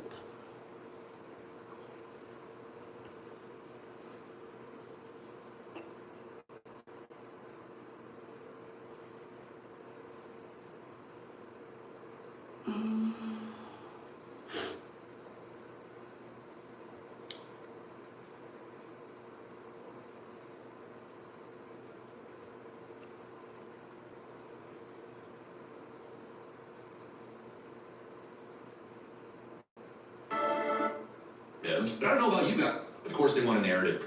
I don't like this guy, but I'm gonna listen anyway. During crisis times, they want to be the heroes and the leaders, and of course, they want a narrative push. But you know what most people are interested in above narrative? The freaking truth. People want to get to the bottom of what's going on, but the Democrats would rather just promote and push the narrative. Oh, it has nothing to do with our mismanagement. No, not at all. Nothing to see here, folks. We did nothing wrong. No, the real culprit here is not Democrat incompetence. It's the environment, of course. The catch-all excuse the Democrats give every single time. Just appeal to the narrative. But I don't know about you guys. I think that's a scapegoat. It seems more like California leadership would rather blame the catch-all narrative than have people paying attention to some very, very damning stuff that's currently dropping. The official left-wing narrative isn't sticking, not at all. And now we've got all these clips of these vagrants and illegal migrants literally starting fires across the state, and it's got you wondering, could this have possibly played a role as the general chaos in the state? This guy is Israel first. Crisis for sure. California has run rampant and out of control. Typical conservative. Is this what the Democrats so desperately don't want us talking about? Well, let's ask that question, because again, the most important thing here is getting to the truth, to the bottom. Not just simply buying the Democrats' excuses, hook, line, and sinker. Let's have that conversation, shall we? We got some stuff to get into, so let's roll the tape. All right, folks, so I first want to start off with this interesting clip from CNN that popped up on my timeline. I'm sure you've seen it, because pretty much everyone's talking about it or posting it. Look at the searches for wildfire, up 2,400%. My goodness gracious, this is the most amount of people searching for wildfires ever. But look at climate change, look at the change. It doesn't go hand in hand with wildfires. It's actually down. It's down 9%. And I also looked in California. There has been no increase in the number of searches for climate change. Americans are definitely interested in learning about these wildfires. They're interested in following the news about the wildfires, but they are not making that connection with climate change. That's because we're smart, you asshole. Worry about climate change with climate change worry a lot. You go back to 1991, it was 35%. Now it was a little bit higher in 2007, a little bit higher in 2022. But look at this, in 2023, the last time we updated, 39%. That is not statistically significantly different from this 35% back in 1991. So despite all these extreme weather events, Americans are really no more worried about climate change than they were, what is that, now nearly 35 years ago? Why are they not really worried a lot about climate change? It might be because they feel like there's not a whole heck of a lot they can do. So climate change, humans contribute a great deal. Again, there's no real trend line here over the last few years. And so less than a majority of Americans believe that humans contribute a great... Let's take into consideration how much California, those LA fires just caused, how much pollution, right? To climate change. You know, that's pretty much proof. So now we're going to have to stop using straws and plastic bags and everything else because California accidentally caught fire and polluted a bunch, so everyone has to be stronger. We got a piece here from the New York Post that leads with this headline. Disturbing Los Angeles case of homeless man with blowtorch sparks fresh debate over city's out-of-control vagrant crisis. The troubling case of a blowtorch-wielding homeless man person during the Los Angeles wildfires has sparked new debate. Making homelessness illegal! We're on our way to China. Gonna get what you want, TikTok! Between 2020 and 2023, soaring to 13,909 according to a report. And let's very quickly acknowledge this report, because this gives us the data that backs up what we're saying here, really puts it into perspective and kind of quantifies it. This is from NBC News 4 Los Angeles, a piece they released on May 9th, 2024. Up in flames, rising number of homeless fires threaten LA neighborhoods.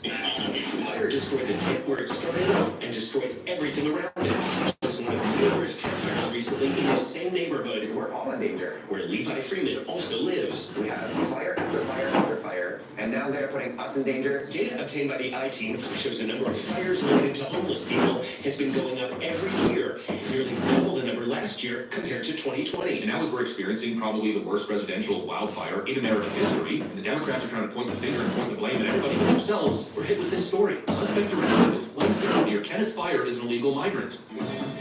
Is that right? We got homeless illegal migrants in California running around with blowtorches starting fires. That's insane. Everything out of California is completely insane. You know, it's almost like Ron DeSantis tried to warn us. Well, looking at total time, Governor DeSantis. Yeah, look, this is a map of San Francisco. There's a lot of plots on that. You may be asking, what is that plotting? Well, this is an app where they plot the human feces that are found on the streets of San Francisco. You see how almost the whole thing is covered, because that is what has happened in one of the previous greatest cities this country's ever had. Human feces is now a fact of life, except when a communist dictator comes to town. Then they cleaned up the streets. The state is in complete chaos and the streets have been completely overrun by unwell homeless people. There's 10 cities all over the state, and guess what's happening in these places? Yeah, the homeless people are starting fires. And there's all kinds of clips over the last couple of years popping up showing us examples of this kind of thing. Mark my words, they're gonna try to make homelessness illegal. That's what's gonna happen. Yeah, California is completely out of control, and really what it all boils down to is incompetence. It's drought season, and drought season is a time of high risk for wildfires, and California knows this. That's why they were reporting on the issue back in May, and they know that the homeless encampments they have across the state are a problem, because there's no running water, there's no electricity, they've just got these unregulated, uncontrolled areas where complete anarchy rules the day. And obviously in these homeless tent encampments, fires are being started, and that's creating a risk of an out-of-control wildfire starting. But all this time as this has been happening, the woke Democrat leadership in the state has sat on their hands, and they've done nothing. They've done nothing to curb this risk. They've done nothing to improve their water collection capabilities, so they can store water during times of record rain, and now LA is burning. It's just crazy. And of course, I keep saying the Democrats are trying to point the finger everywhere else, but I hope people are paying attention and realizing that what we're witnessing here is essentially the aftermath of poor management and out of control laissez-faire Democrat policy. I'm watching exactly what they wanted to happen. I am watching them successfully pull political theater on us. And the conservatives just lick it up. To just allow people to take over your streets and sidewalks and to set up unsanctioned tents. Your fellow human is not the enemy! Enforce the law, create safety and stability, and most importantly, be prepared for the natural disasters that your region is prone to. I mean, that's the basic standard of leadership. And clearly, Democrats have failed on all fronts. They've enabled chaos, and now chaos seemingly is the day. Anyways, that's pretty much it. That's the update we're getting. Some pretty spooky stuff. We don't have any final answers on everything that's going on here, but I'll tell you, there's certainly a lot of questions, and we're slowly getting to the bottom of it. I'll keep you guys updated as the stories develop. Hopefully you enjoyed this video. If you did, make sure to leave a like and possibly subscribe. Thanks for watching, and I'll see you in the next one.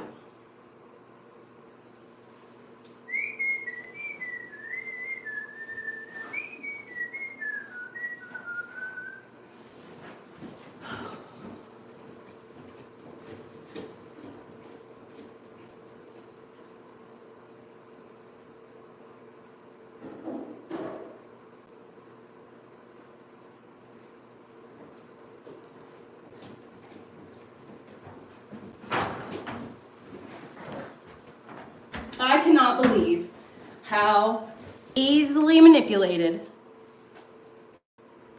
people are. It's just baffling. Like, I listen to a lot of these conservative content creators. I just can't stomach the liberal stuff really very much. I watch certain people just to see what, I like to see what, peek over the world's shoulder a little bit, but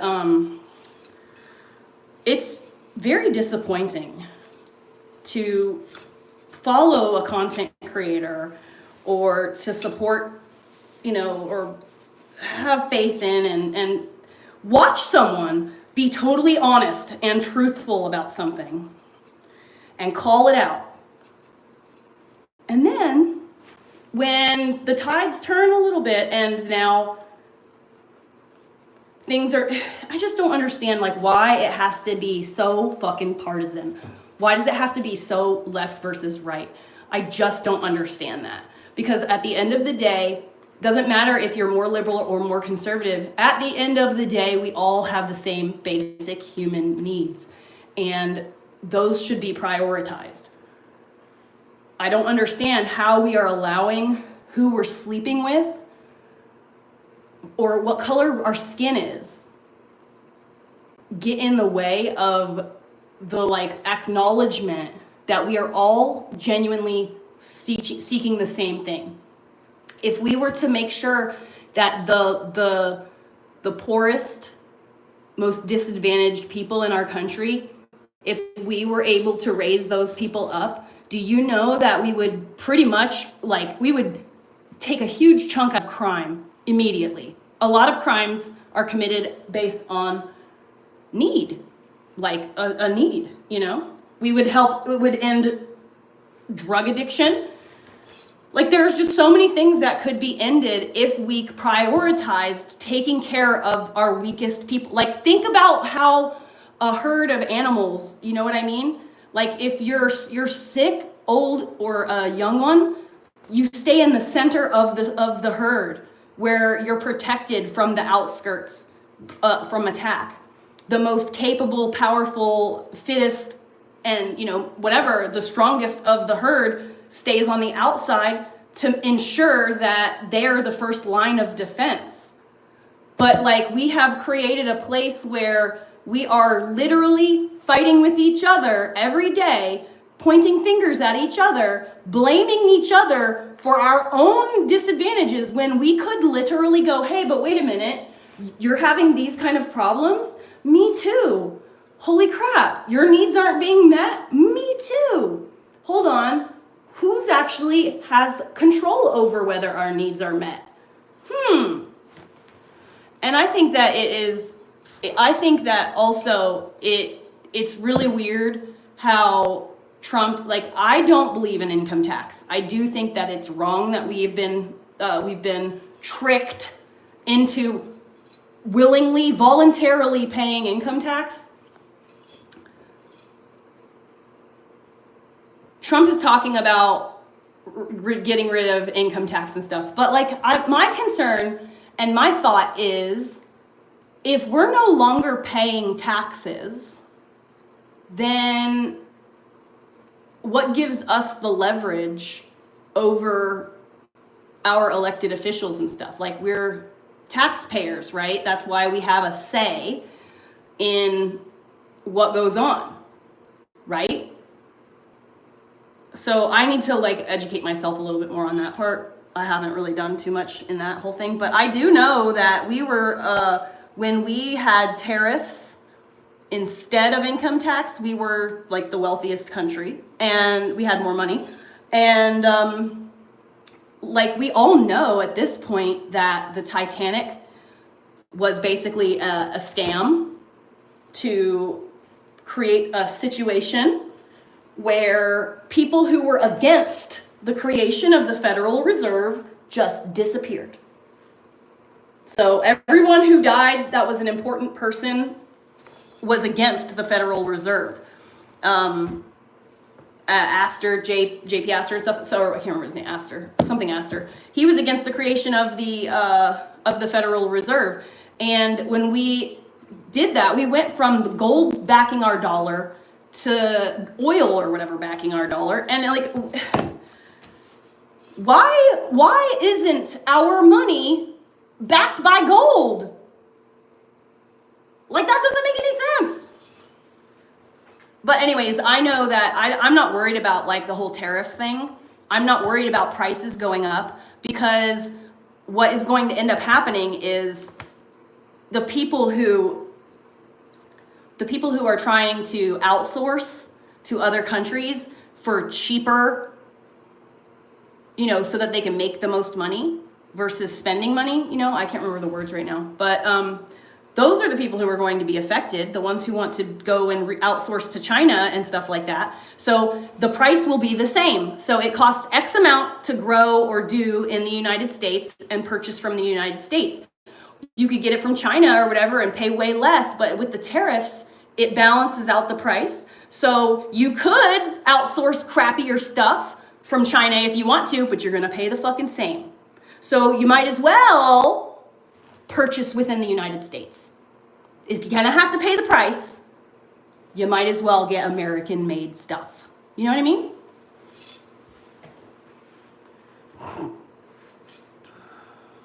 It's funny because, like, people will fight tooth and nail to keep the income tax too, you know? Like, there's people that are like, no tariffs. But, like, if they do tariffs, then we don't have to pay income tax anymore.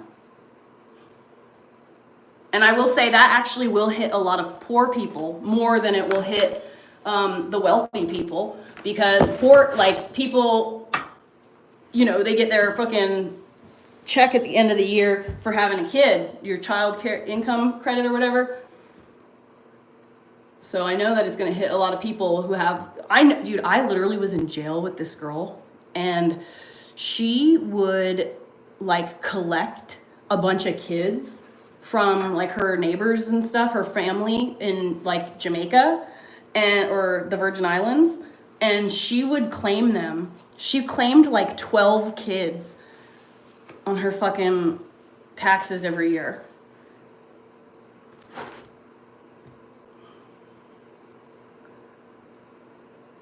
Why aren't you working?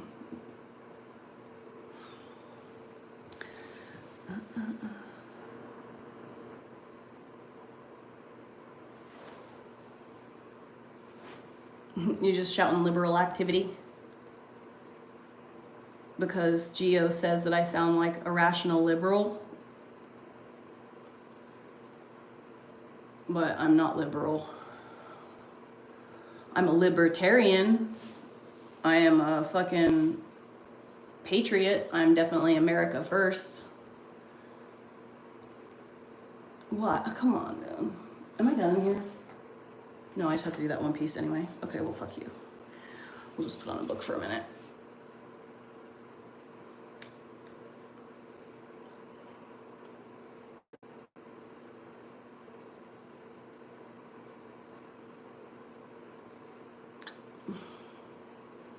I don't want to listen to any of this crap.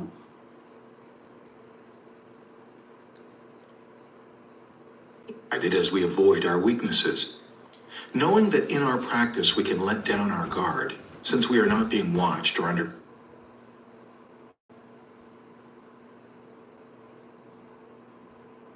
pressure to perform, we bring to this a kind of dispersed attention. We tend to also be quite conventional in our practice routines. We generally follow what others have done, performing the accepted exercises for these skills. This is the path of amateurs.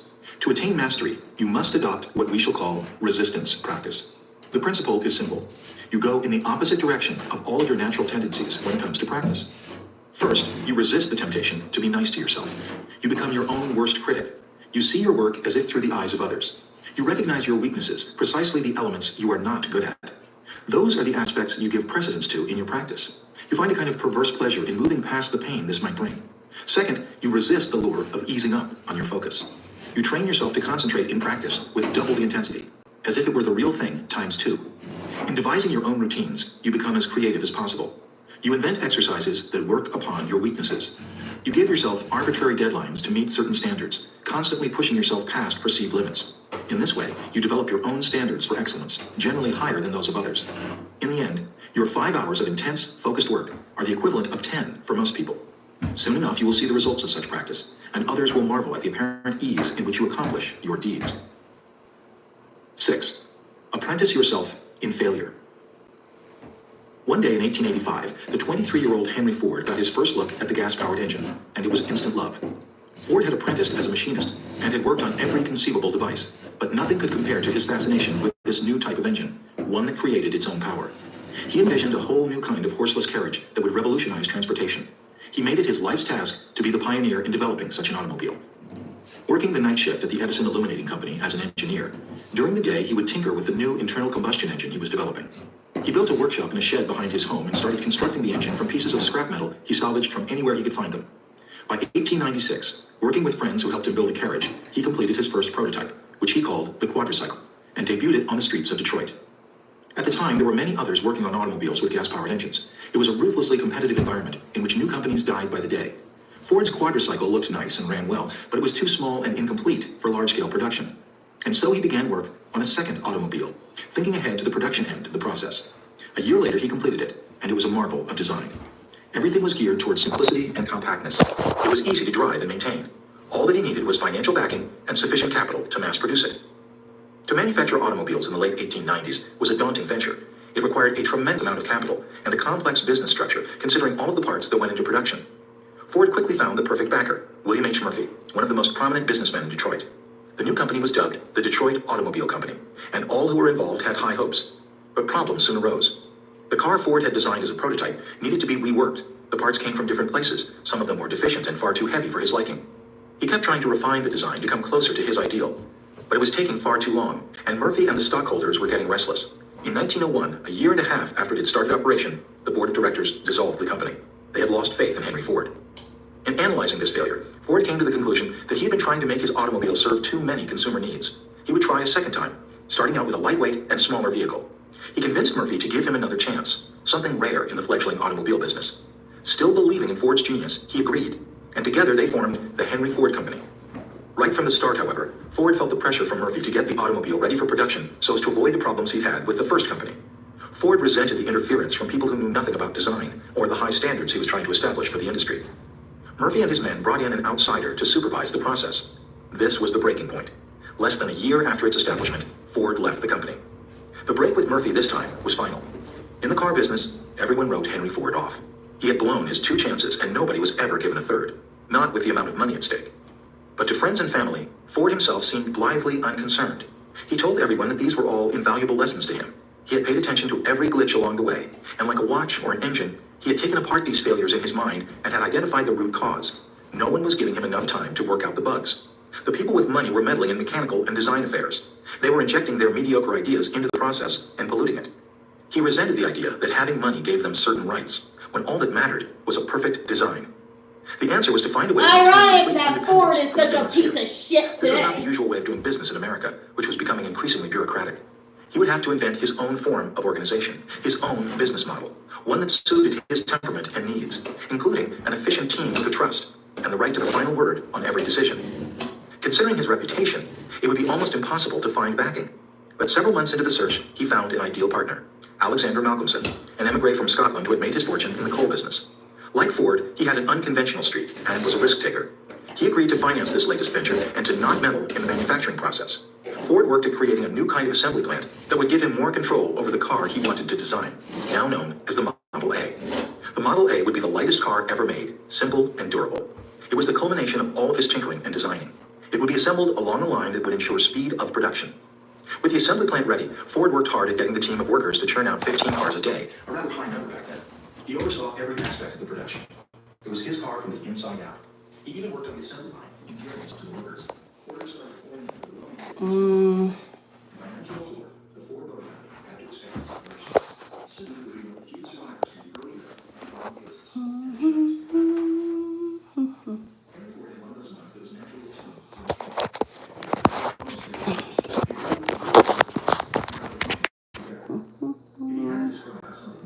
Ford would never be taken and sketch out a diagram rather than use words. With this type of intelligence, his apprenticeships on machines were easy and fast.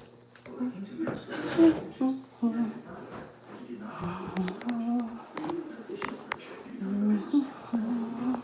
Unfortunately, he was the machines that were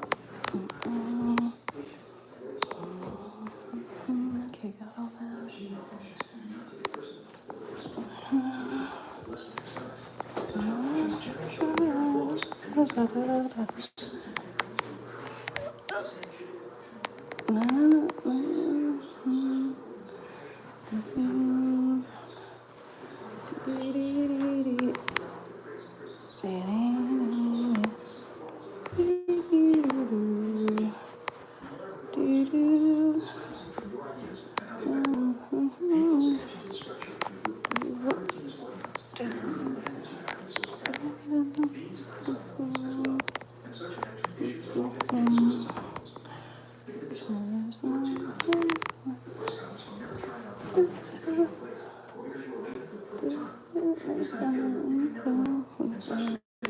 and lead to The second kind comes from a bold and adventurous spirit. If you fail in this way, the hit that you take to your reputation is greatly outweighed by the failure will toughen your spirit and show you with absolute clarity how things must be done. In fact, it is a curse that nothing can go right in your attempt. You will fail to question the element of luck, making you think that you have the golden touch. When you do inevitably fail, it will confuse and demoralize you. Yep, that does happen. In any case, to apprentice I've said that before. I get spoiled because I'm good at things when I first start them, and then a part of you even hoping that you'll fail. You have everything to gain. I do start sucking. I like get really confused and spoiled. At a very early age, Santiago Calatrava, born 1951, developed a love for drawing. He carried his pencils wherever he went. A certain paradox in drawing began to obsess him. In Valencia, Spain, where he grew up, the harsh Mediterranean sunlight would place in sharp relief the things he liked to draw: rocks, trees, buildings, people. Their outlines would slowly soften as the day progressed. Nothing he drew was ever really static. Everything is in a state of change and motion. That is the essence of life. How could he capture this movement on paper, in an image that was perfectly still? He took classes and learned techniques for creating the very solutions of something caught in the moment of movement, but it was never quite enough. As part of this impossible quest, he taught himself aspects of mathematics, such as descriptive geometry, that could help him understand how to represent his objects in 2 dimensions. His skill improved, and his interest in the subject deepened. It seemed he was destined for a career as an artist, and so in 1969, he enrolled in art school in Valencia. A few months into his studies, he had a seemingly minor experience that would change the course of his life. Browsing for supplies in a stationery store, his eye was drawn to a beautifully designed booklet describing the work of the great architect, Le Corbusier. Somehow, this architect had managed to create completely distinctive shapes. He turned even something as simple as a stairway into a dynamic piece of sculpture. The buildings he designed seemed to defy gravity, creating a feeling of movement in their still forms. Studying this booklet, Calatrava now developed a new obsession: to learn the secret of how something came about. He transferred to the one architecture school, Valencia.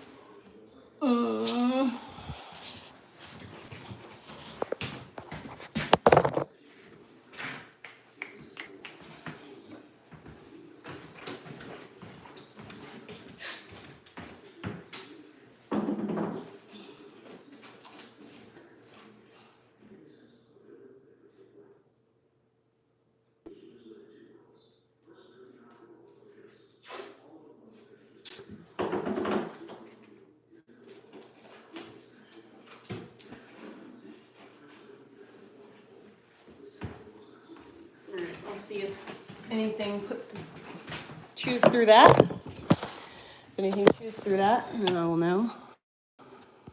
There's a rodent.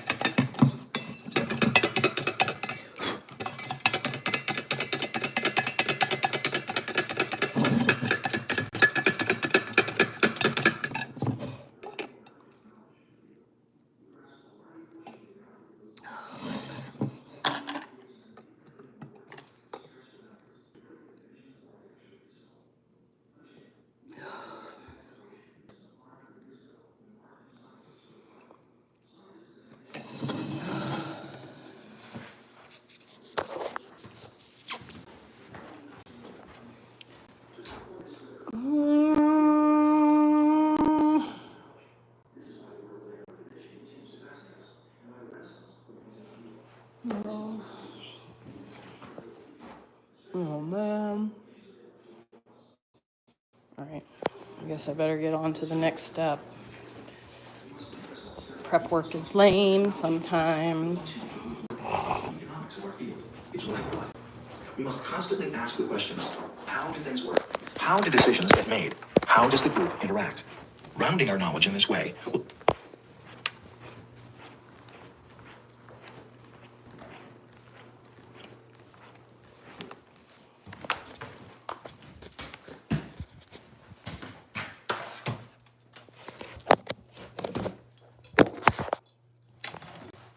Can you smell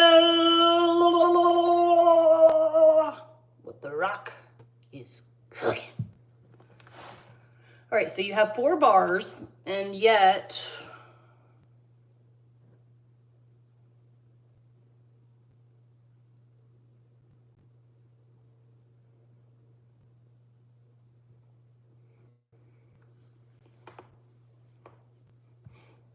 come on, man. Why you not working? ¿Por qué no?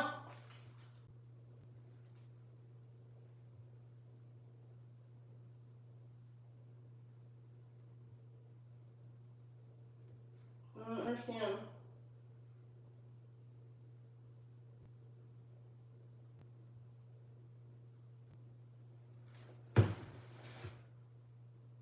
Is this working at all right now?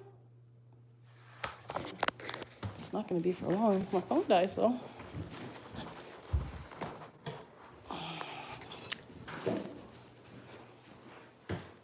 Is the signal on this working? I'm going to switch over to Bigo.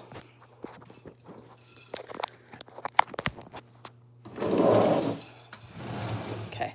I'm going to switch over to Bigo so that I can listen to stuff freely without getting penalized.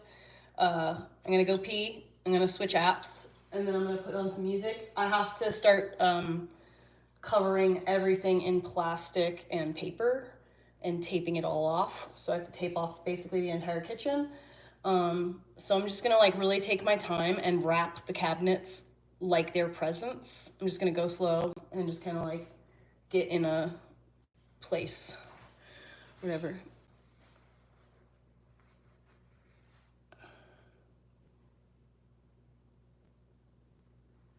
Yep, it's the same name. Yeah, I do have X, but not very many people use it, so I don't really stream on there very often.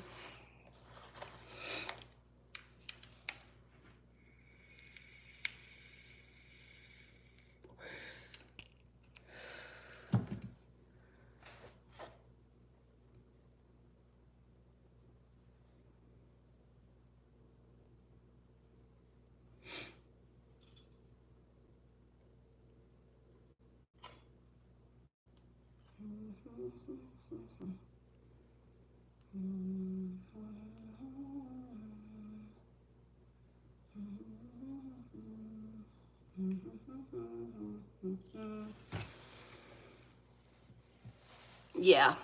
All right. Well, I'm going to go over there. I'll see you guys over there. And also another reason why I want to switch over there is because I have a bar where I can see the internet signal, and that way I can kind of put you guys in a place that makes sense when it starts to cut out.